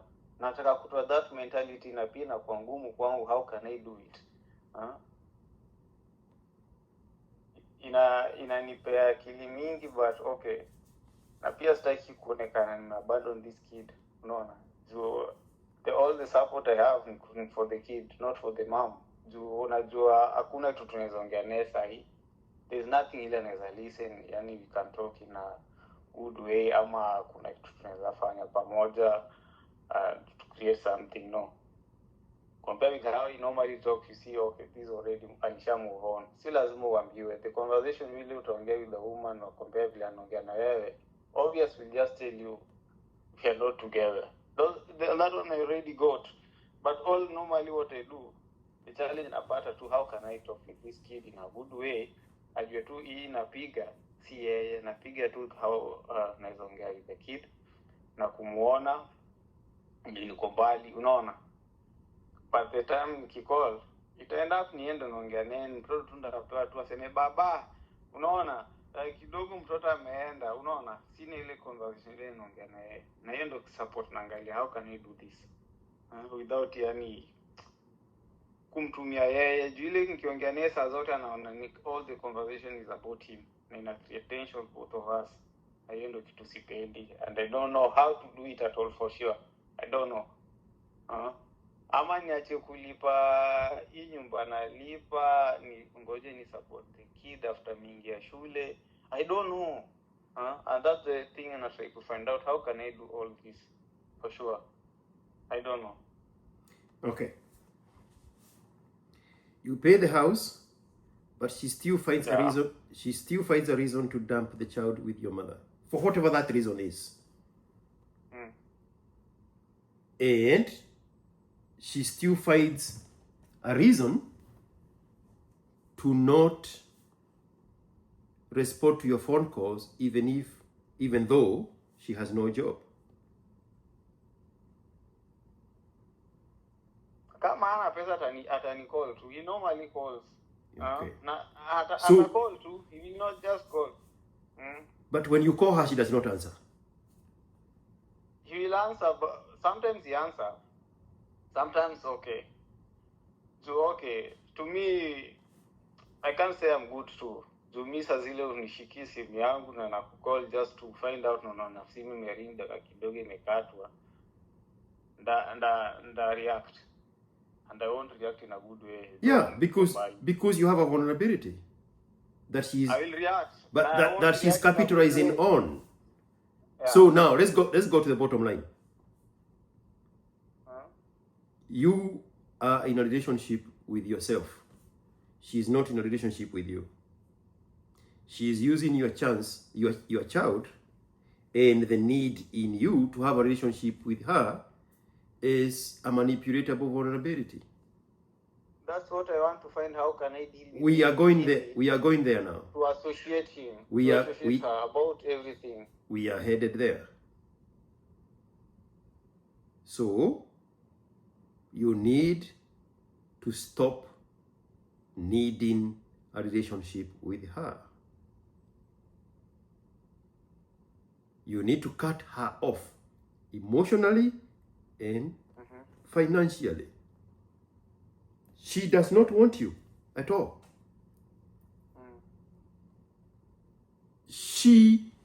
Your son is in her way of her freedom. That's why she dumps him for up to a week in your mama's house when she is busy with her freedom. So I'm going to tell you something, but I don't expect you to do it. I don't think you are ready. Tell me, we have to face every challenge we have. We don't have an option. Set her free. Cut her out. Cut the relationship. Cut the relationship you have, and cut the help. Tell her to take your child to your mother. It's over. Then she can't do that. She can't do that. Then block her. End of story. I told you you are not going to do it because now you are projecting your own vulnerability, not hers. Okay. The answer you are giving me is your own iniquities, not hers. Again, I preempted by saying, I know you are not ready for what I'm going to tell you. No, you're not. That's why I needed an okay. So why are you interrupting me when we come to this critical moment of answering the questions you had? Okay, and I think my problem is I give too much on how I need to talk with my kid, and I think that's the chance anapata nini ya kuni-insinuate na kunitumia. Unaona? Cutting him out, I'm ready for it. But all nilikuwa nataka, after then, how can I deal with this about the kid? You are not listening. Sina shida kumcut out. I'm ready because you are not listening. Okay. You need to separate relationship with your son. You need to separate the relationship with her from the relationship with your son. You cannot see yourself doing that because you have been manipulated for so long. You are in a Stockholm syndrome. You cannot see it. I already told you before I told you that you are not going to see it. In Kikuyu we say, "Kohora maina diri." It's you know some Kikuyu. It's like putting, you know, that thing the Nigerians use to powder the yam. That thing they beat, the stick. They do tunaitumia hata huku. Yeah, so you put in Kikuyu now. In Kikuyu, you say it's like putting water in that stone container and getting and trying to soften the water. The water is not going to get any softer. So me telling you what to do is not going anywhere. I am pigiaing a boozy guitar because you cannot separate the relationship that you have with your baby mama and the relationship that you have with your son. Your son is 2 years old. There is no conversation happening between you and your son. 3 years. Ako 3 years. There is no conversation happening. Even the conversation between you and your son, she manipulates that. So you are not on the upside because you are keeping this imaginary relationship so that you can have access to your son. She is still manipulating that one. Okay. So you are not ready. Maybe we talk in 2027. No. No. Set her free. Tell her, I am done with you. This is the part that is the difficult one. You divorcing yourself from the relationship you have with her in your head. Not with her, because she's not in a relationship with you. You are in a relationship with her. You need to divorce yourself from that relationship. I am done with you. That is part one. Na nisitume pesa, any money for her. You are saying that to convince yourself. You told me that. But si story ni yangu. Yeah.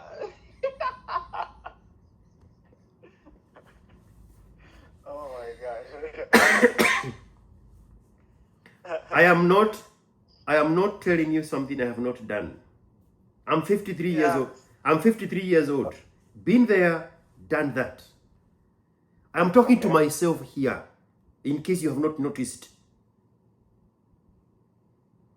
How? Hello? Me, I only speak about the things I know because I have gone through them. I got you. So I'm telling you a formula that I know works. Okay. You have to divorce yourself from the imaginary relationship you think you have with her. I have. Completely separate from your son. Those are two different things. Okay. They are not related with each other. Okay. The moment you divorce yourself from from the relationship you think you have with her, then the two of you are going to be on the same level. Because she was not having a relationship with you to begin with. So, there is no relationship to be had. Now you are in the same level because she has never been in a relationship with you. You are the only one in the relationship with yourself. So divorce yourself from that relationship. Now you are the same level. That one is completely solved. That is Department of Health. Completely different from the Department of Home Affairs. No. The Department of Health is your mental health, your sanity. Yeah. Now we go to a whole different ministry of Home Affairs. Now you tell her, take my son to my mother. She has been waiting for you to do that. Because the whole time she wanted freedom from him. You cannot see it because you are in this relationship with her. Which is why I'm asking you, What happens before she dumps the son in your mother's house? And you say she does that up to 5-7 days in a row. Okay. But she does not have a job. Okay. You have a veil on your eyes you cannot see. That she is a langa. She wants the freedom. Yeah. She wants the freedom to do the things langas do without the inconvenience. Subiri kidogo sikusikii. Mimi nataka kuongea kwanza. Without the inconvenience of the son in the mix. What were you saying? I normally tell him when he chura. No, tell her. Tell her. You normally tell her what? I normally tell her where kuna pali tunaenda, namwambianga wewe you are not together, namwambianga tu reality. Yeah, but anajam. The difference is you are arguing with a woman. You cannot win an argument with a woman. That is their strength. That's the reason that has not gone anywhere is because it only comes in the form of an argument. And then tomorrow you argue about the same thing. If you find yourself repeating the same thing, you are the problem. Your job is to pass information and move on. Again, I know you are not ready. Divorce yourself from the relationship with her. Ministry of Health. Tell her to take your son to your mother. Ministry of Home Affairs. Cut her completely from your finances. Department of Treasury. Okay. Block her from your phone. Ministry of Telecommunications. Okay. End of story. End of story. But you don't have the mental fortitude to do any of those things. I just want to ask something once more. Sina shida na hiyo, because I need mentally nikuwe fiti. Sina shida with all about that one. I'm ready for that, everything. What I want to ask, Immortal, what about akianza schooling? How will I deal with that? Only that one.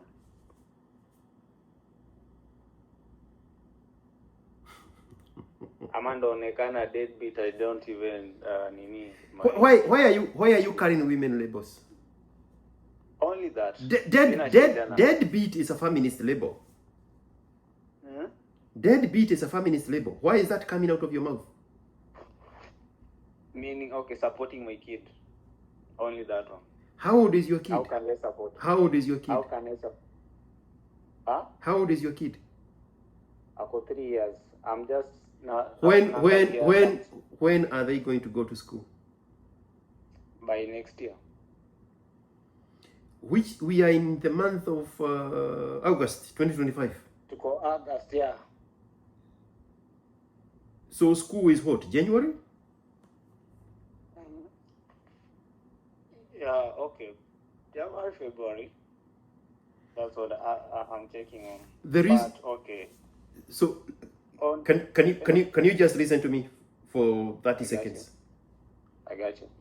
The reason you are asking that question is because you have not come to the realization that you are going to divorce yourself from her relationship, and you are going to cut her out of your finances, and you are going to make her... You are not listening, you see? I preempted it by asking you to listen. Because I knew. I got you. I knew.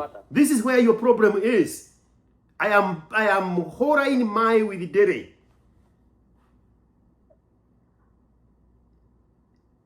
I am beating water with the dere. You cannot hear anything. When we said divorce yourself from the relationship you have with her, cut her from your finances, take the child to your mother, and block her. None of those got to you. None of those things go to you. That is why now you are looking for a Keremia. an excuse as why this thing cannot happen, because in 7 months, where is he going to go to school? And then you come with labels of deadbeat. You see, I'm talking to a woman now. You cannot visualize those things as having happened. So you are still now in the future, where your child is still with your baby mama, and you're still paying the house rent, and you're still communicating with her, and now the two of you are planning about school. You cannot see life any other way, because for the second time you don't have the mental fortitude to do that. That's why now you are bargaining for the future, because you have no appetite to handle the situation now. I can. Can is not doing. I can do it is not I have done it. Divorce yourself from the relationship you think you have with her. Cut her out from your finances. Block her from communicating with you. Tell her to take your son to your mother's house. You cannot see yourself doing any of those two things. That's why now you are bargaining for the future. How about when it comes to go to school? How am I going to do this? Because you have not realized those things in your brain. But before we leave, whether we're going to talk for the next 2 hours or not, before we leave, my last word with you is going to be, wewe huwezi saidika. Hapana. Yes. Nimepata mimi ndo mjinga. Nimepata mimi ndo fool. From this point on, we are going to talk for another 2 hours. But at the end of the 2 hours, by the time I'm standing up out of this chair, I will tell you, wewe huwezi saidika. Nimepata mimi ndo mjinga. You know, Watson, for sure, today umeniambia something I never namtajai, and you started with how my relationship with my father was. For real, I have never had a conversation with someone akaniambia reality compared with how mangena mimi. There's something may have to learn today, for real, for those 33 years until now.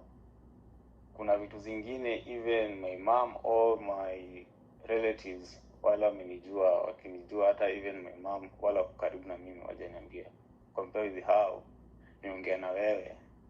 Na in all nimepata for real, kwa hizi vitu zote ni mimi najiletea. Reality, mimi ndo naleta all these difficulties on me. Na si kujua, zingine ni kutojua, na kupata someone ule unaongea naye, unapoa what you normally have in your heart, na mtu akusikie, naongea naye a stranger, na kuelewa na ajue kitu una face. For real, for the first time leo, whatever you've talked with me for these hours, I've learned something ile mistakes sijaiambiwa.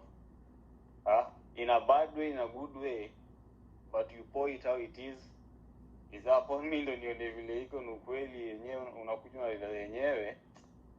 I've been a fool for a long, nimekuwa kinude for a long, for something which I never knew. And that's the reality I'm facing here for real, na ni ukweli. Call a spade.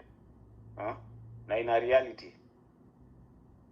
So kitu umeniambia, we jua sijai have a conversation with someone, aniambie the clarity of everything on your eye, unaona hivi, na ukikuja ukaa chini na ukweli unaona ni hivi. Zile conversation na how kuongea na mtu, unaona wengine ni kama unaongea nao, they just have nikaa kitu umepatia conversation to laugh at you. Unaona? That's why nilikuwa nataka kuwa conversation with someone who have dealt with something like this. Asikie maoni yangu na ni asikie vile nataka kusema. Juu kuna vitu zingine you normally do without someone knowing. Mtata dhani unajua what you are doing, but you don't know. For real, you don't know. Ukidhani you are right, kumbe you are not right. Conversation which I have with you now, sikudangani. There's no one have never told me anything direct compare na vile unaniambia. Never. Someone to call a spade compare na vile unampeleka na clarity about everything. You open my eye in another way. It's upon me ni vile na deal na yao na nichukue things seriously. Ama niendelee kuishi in a dream which I'm on by myself. That's the reality I'm facing now. It's upon me. Kama nataka kubaki in the cocoon where I am, or to remove myself in the cocoon and start a new life. It's upon me. And that's the reality I'm facing now. Hiyo nini sikudanganya. That's the reality.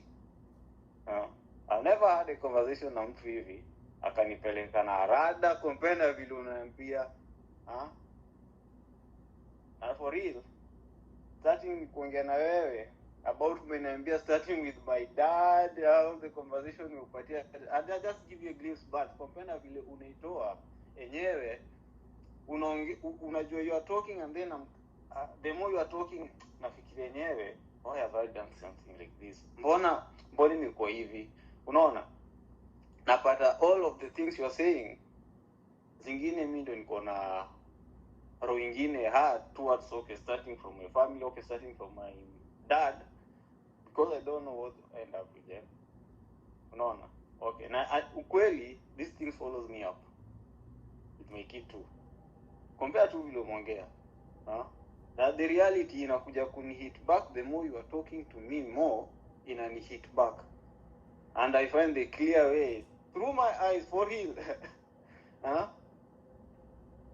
Na hii reality is upon me, ndo ni face right now, or I continue to live the dream which I don't know about it. Hiyo ndo the reality inani hit back right now. So it's upon me, because I want to have another chance kama hii. It's a blessing kwanza kuongea na wewe leo na kunipeleka with mtaratara, which someone cannot easily tell me direct, fanya hivi ama hivi. To me is a blessing na ku have this chance na time yote kunisikia na kushukuru sana, sikudanganyi. I give you very thanks, because uko na kazi zile unafaa kufanya mingi bana. You have to make the, but you have to listen to me for a stranger which you don't have ujui, na lakini kusikia story yake and telling me just a glimpse of it, and the way you speak everything, the way you spot everything is the way I see everything, na inanifungua macho in another way. For real, in a reality I never see it like that compared with how things are. Na ile tu nimepatia kidogo, your IQ for real inanipea another glimpse ukweli, mimi nalalisha. But that's the reality I'm seeing now, and I have to face it. No matter what's so good, it's upon me. Na nikiendelea kulalisha, we still stay in that cocoon. But all I can say, unanifungua macho in another way which I never saw it. That's the reality, for sure. For real. That's the reality. If I can't face it now, there's no way I can face it. Naendelea kuishi tu in that cocoon.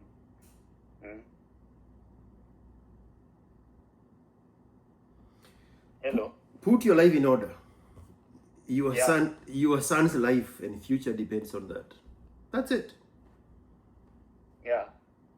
Na sikudanganyi, wewe umeniambia most, hakuna mtu ameniambia for real. Okay, mimi siongeangi na watu wengi sana, but I really nilikuwa nataka someone who can speak with me apart from my family, na nimuexplainie how things are on my way, na nisikize na nipeleke with mtaratara ili itakuwa ni nzuri, either good or bad, but aniambie the truth na the difficulty ile na face nayo, na ni deal with it. Apart kule mtu ataniambia tu leo kunicheka ama kunisuta tu, kunipaka tu mafuta tu na kunidanganya, unaona?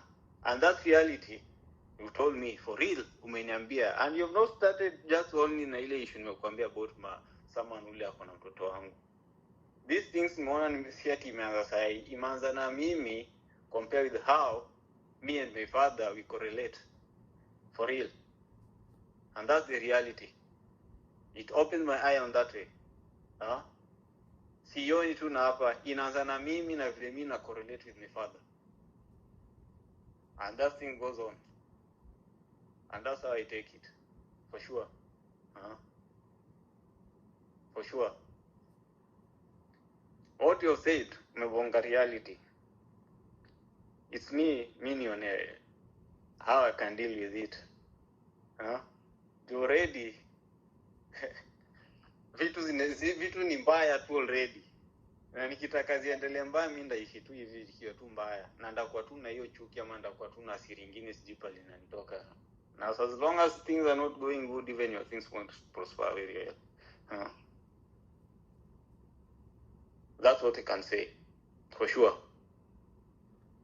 Your baby mama has been waiting for you to do the right thing. Get the burden of your son from her. That's why she doesn't want your housing. She wants freedom. Okay. It's okay. But you can't see that because you are blinded by thinking that you have a relationship with her. She does not have one with you at all. She never has. Okay. Even when she was pregnant, she had already rejected you. I mean, you never told me anything in our conversation with you. Nothing. Yeah. So, everything I know about you is what you have told me. She is waiting for you to face reality and set her free. You are lucky that your mother runs a child care. Much easier. Well, even otherwise, she would be more than happy to take care of your son. But your son is going to grow up around other kids, age-appropriate kids. Heaven, paradise for a kid. But you cannot see that because you are blinded by this imaginary relationship you think you have with the mother. Yeah. You are having that relationship with yourself. Your son's mother is a langa. And tell me if I'm wrong. You said she didn't have a job in Nairobi. Yeah. Living off of what? You know, you should even start asking yourself, well, after you accept that that is the fact, is that the environment that you want your son to grow in? When you have a paradise of an opportunity for him to grow up in love and warmth and comfort and an appropriate environment for him. But you are blinded by this imaginary relationship that you think you have with her. She does not have one with you whatsoever. She never had.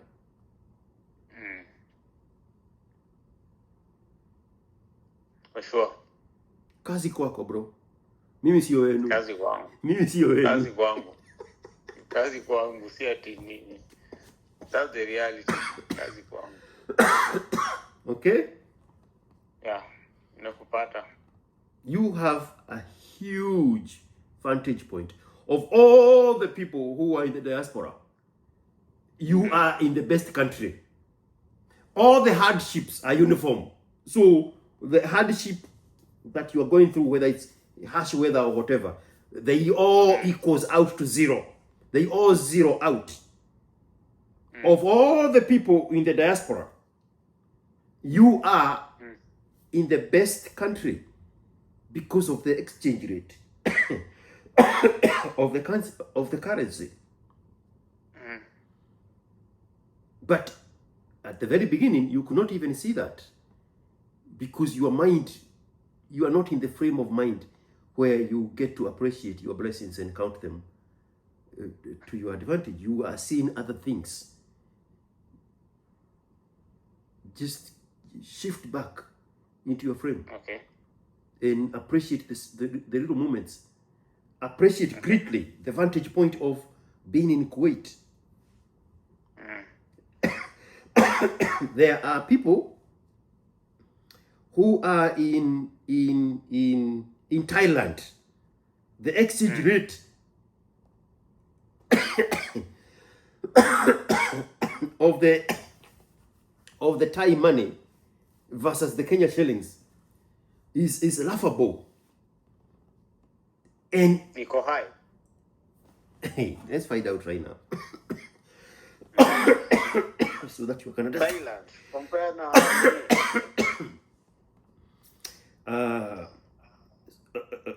So that you can exchange, you can understand what I'm saying.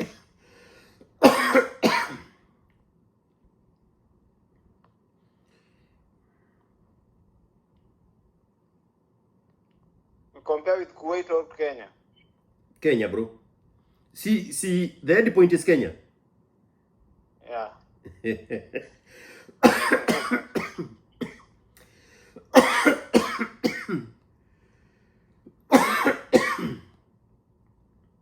Ni kidogo. One, Tribo.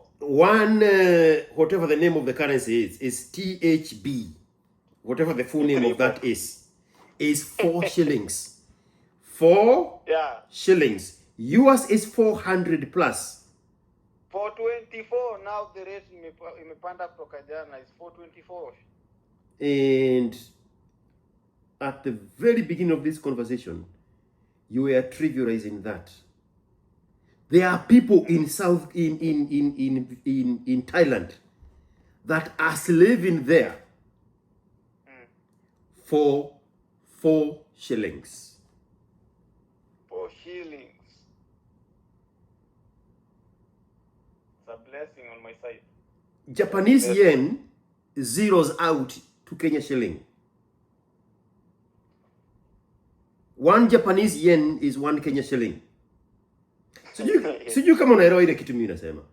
Walai, si uongo. And the cost of living in Japan is higher than the 1 shilling. You are in a country where one of your Allahu Akbar dollar equals to 420 Kenya shillings. Start counting your blessings. Yes. You want to go to Poland, do the math. Before you leave 420 shillings, do the math. And this is not my area. We never talked about that, but you mentioned that you want to go to Poland. Yeah, but do the math. Okay. There is also harsh weather there. It's called snow. You are moving from a frying pan to a freezer.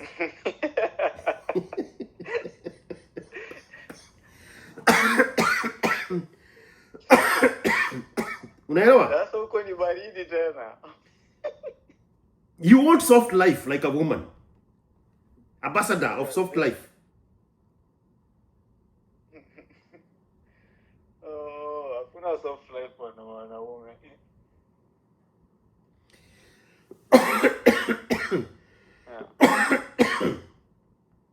One of the Yamani, Okay. it's police zloty.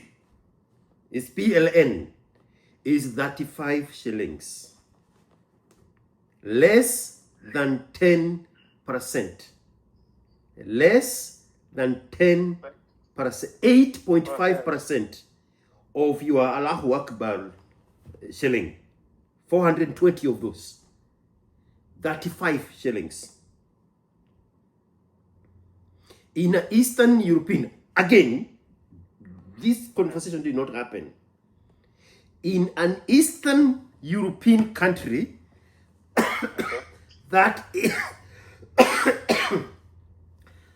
is the most racist to the black skin and whose people leave that country for greener pastures in the rest of Europe and to the UK. Majority of the workforce in in Western Europe are from Poland. Majority of the workforce that are European in the UK are Polish and Polish and Ukrainian. Again, this is not that conversation.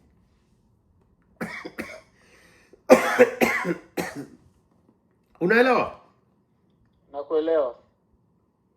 You are leaving 420 shillings for 35 shillings. Do your math. What are those opportunities that zeroes out to one? Are you calling it dirham? Excuse? What is the currency for Kuwait? Dinar. Dinar.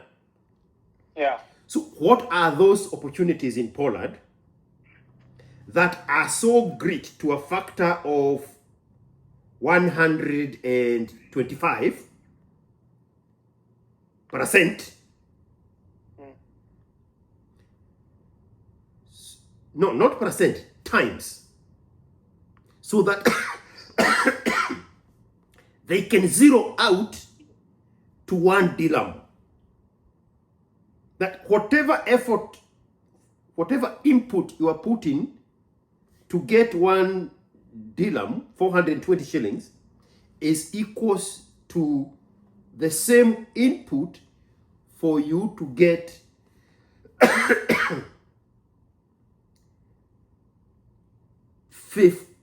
14 of the Polish money, so that it can zero out to 420 Kenya shillings.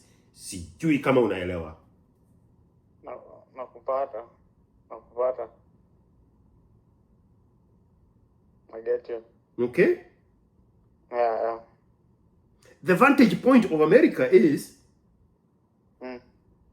even though it takes $3.16 to get 1 of your dirham, the opportunities in America are greater to a point it zeroes out. But, and I don't know, that is not the case in Poland. That is my point. Because it was, then the greatest workforce in the UK would not be from Poland. They won't leave Poland. Exactly. They'll stick there. Okay, the job was about Amazon job. Their deal was like 2,000 euro. Per what? Excuse? 2,000 euros per what? 2,000 euros. Per what? Per month. That is 288 shillings. I mean 288,000 shillings. Yeah. And what zeroes out to be equivalent to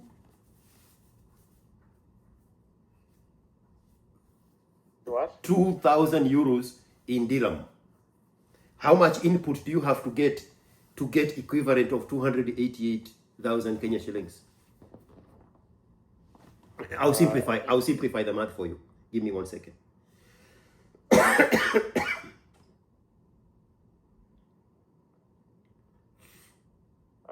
2,000 euro. So that is 685 dirhams per month.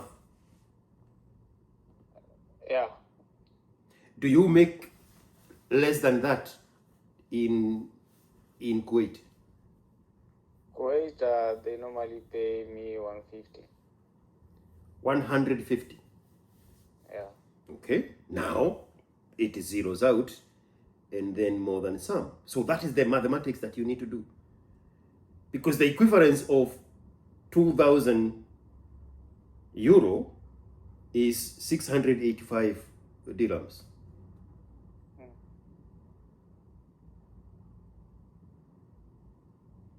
Yeah. Okay. Yeah. So do the math so that you are not living for, grasping for 8. I'm translating na Kikuyu saying. Tukatenya ukinyirete nyanya. Msizichanganye. Yes. Msizichanganye. For sure. Okay. Yeah. And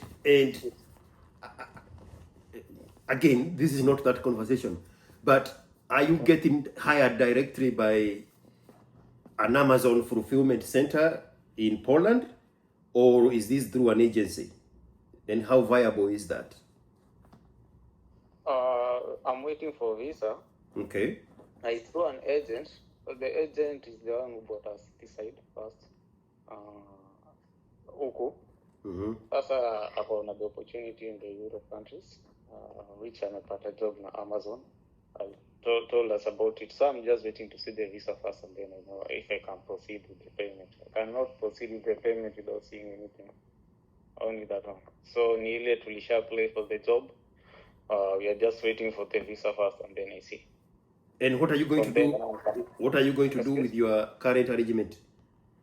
You just gonna walk away from your job and the country and the visa?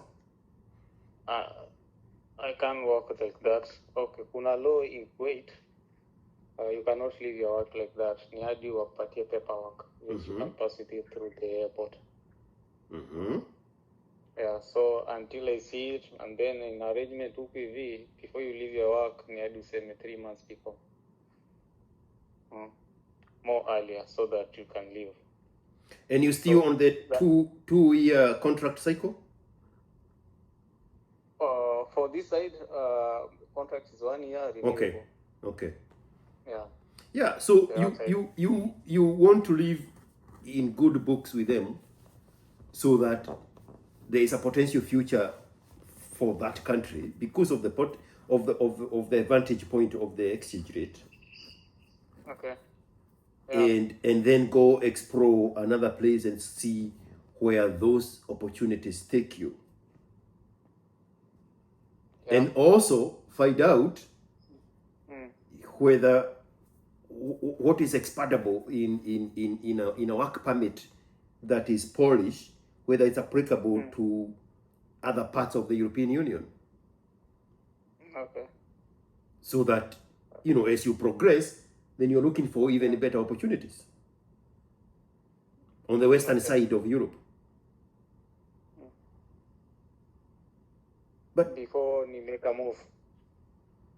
No, but I'm saying if you're going to do it, then if you decide that is what you're going to do, then look into the opportunities of what does that visa come with? What does that work permit come with? How free am I from the entanglement of the contract? Are there other opportunities outside this primary contract placement company that I can potentially go and explore other opportunities? I mean, the world is so interconnected now. You no longer have to do the things that you do the way that we did when we were coming to the Western world. You can have all the information you need beforehand. Okay, but this one, it will come with work permit, or you just have to see it first before the work permit, so that you can know the clarity of it? I don't know. Again. Okay. Yeah, I was just interested in the exchange rate and the potential to do better than where you are. Yeah.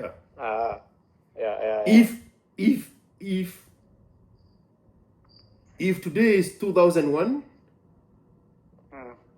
when I was living in Kenya, my country of choice would be Kuwait. For sure. Yes. I've said that multiple times. What? And I would become the best of the best, because I would have had the information. Back in the day, there was no information anywhere. We flew blind. Yeah. But then again, it's very hard to beat the American opportunities because it's very unique to America. Because of the way the society is structured and the social mobility to climb up the socio-economic ladder. It's a very unique environment. No other country has that. Australia is trying, but It's a very quote unquote young country to have all the fundamentals in order to create such opportunities that are very unique to America. Very, very, very unique to America. It's totally hard compared with how things are. Yes. But that is your area. Yeah, this is my area. By end of this year, it will be my 4th year now. Okay. All right. Yeah, though I'm just trying to see. I'm just waiting first for the contact letter. I see what it brings with. Kama deal iko fiti. I can't leave because so far huku nimezoea na huku obvious na I love Kuwait for real. It's good. Haina maneno mingi. Huku mimi sijaona maneno mingi where okay watu wanafuatana ama Waarabu hapana. Do your job, go home. Do your job, go home. Do your job, go home. That's how it's been decided. Haina ile maneno mingi ama nini hapana. And that's why I love this side. No. You see now you are saying that as a positive thing. When we started, you said the same words as a negative thing.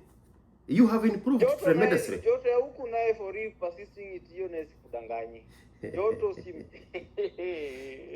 you are more suited for warm weather coming from tropical Africa and with a melanin skin than even the natives of the country. The hotness of this side, that one I cannot lie. For real, Kuwait is the hottest I think in the world. I understand. This place, even the humid, you cannot stay outside for 15 minutes. Utakuwa na drip wet. You'll be sweating. Yeah. For real. I understand 100%. This place is hot. Hadi nilo unasikia jua inakuchuna. Inakuchuna. But tutafanya nini? We are here for the money. We cannot do it. Mwanaume ni kujituma, bro. Mwanaume ni kujituma. But better for the worst, as long as you know what brought you this side. Hauwezi achana nayo. As long as inaleta something just the bag. Yeah. Unaona, but the disadvantage of it ni hiyo pekee. Joto ile iko huku for real. Yani si rahisi. Watu wanatembea na mavuli. When you already sustain their melanin in these Philippines are working with the umbrella for real. You don't wear the Arafat thing on your head? What? The Arafat scarf on your head? Me? No. It's not common? Me. It's common this side. Huku hivi ni buibui na Arafat. Sasa mimi si Muislamu. Mimi tu ni hapo tu niko tu hapo God fearing lakini mimi si Muislamu. Why would you fear God? What kind of relationship? What kind of relationship is that you have to fear your God? Okay, mimi ni mcha Mungu. Why?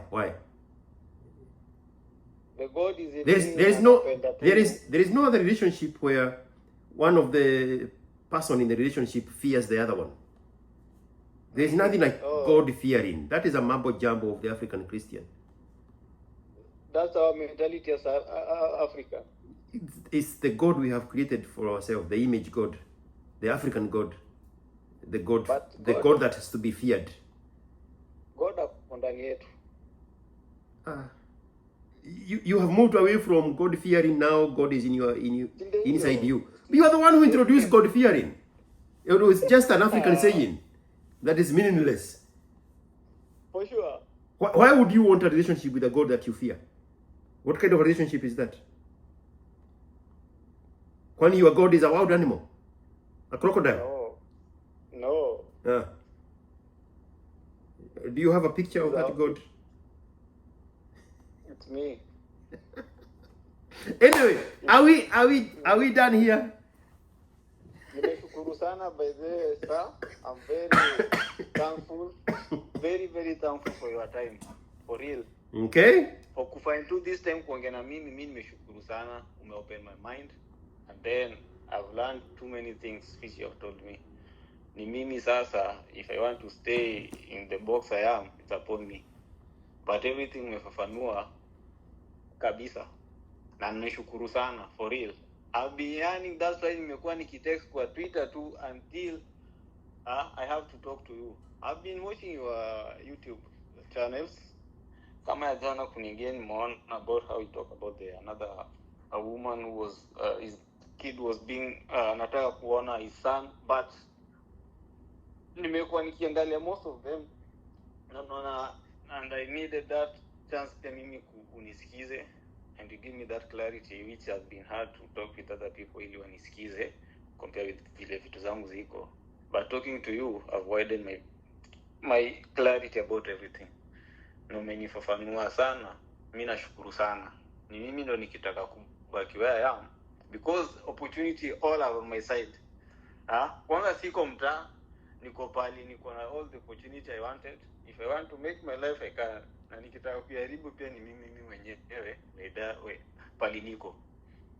Na the clarity umenipatia, kama siwezi ona basi hakuna kitu kingine, basi ndio utakuwa tu unasema unaponda maji ikuwe softer from where it cannot be. That's the thing I can say for real. I'm very appreciate so much. Okay. Niko thankful sana to talk to you. Sikuweza jua naweza ongea na wewe. Though being advised for this chance so that I can speak with you for real. The moment you received my call, I saw you calling, I was wow. You have received it. I never knew like that it will happen for real. But I'm very thankful. Umenifafanua na umenichanua. That's what I can say a lot. Okay. For sure. Yeah, I'm thankful so much. Thanks so much. All right. Nishukuru. Now you know what to do. Whatever that is. Hiyo ni yako. I am. Hiyo ni yangu. Okay. Hiyo ni yangu. Yeah.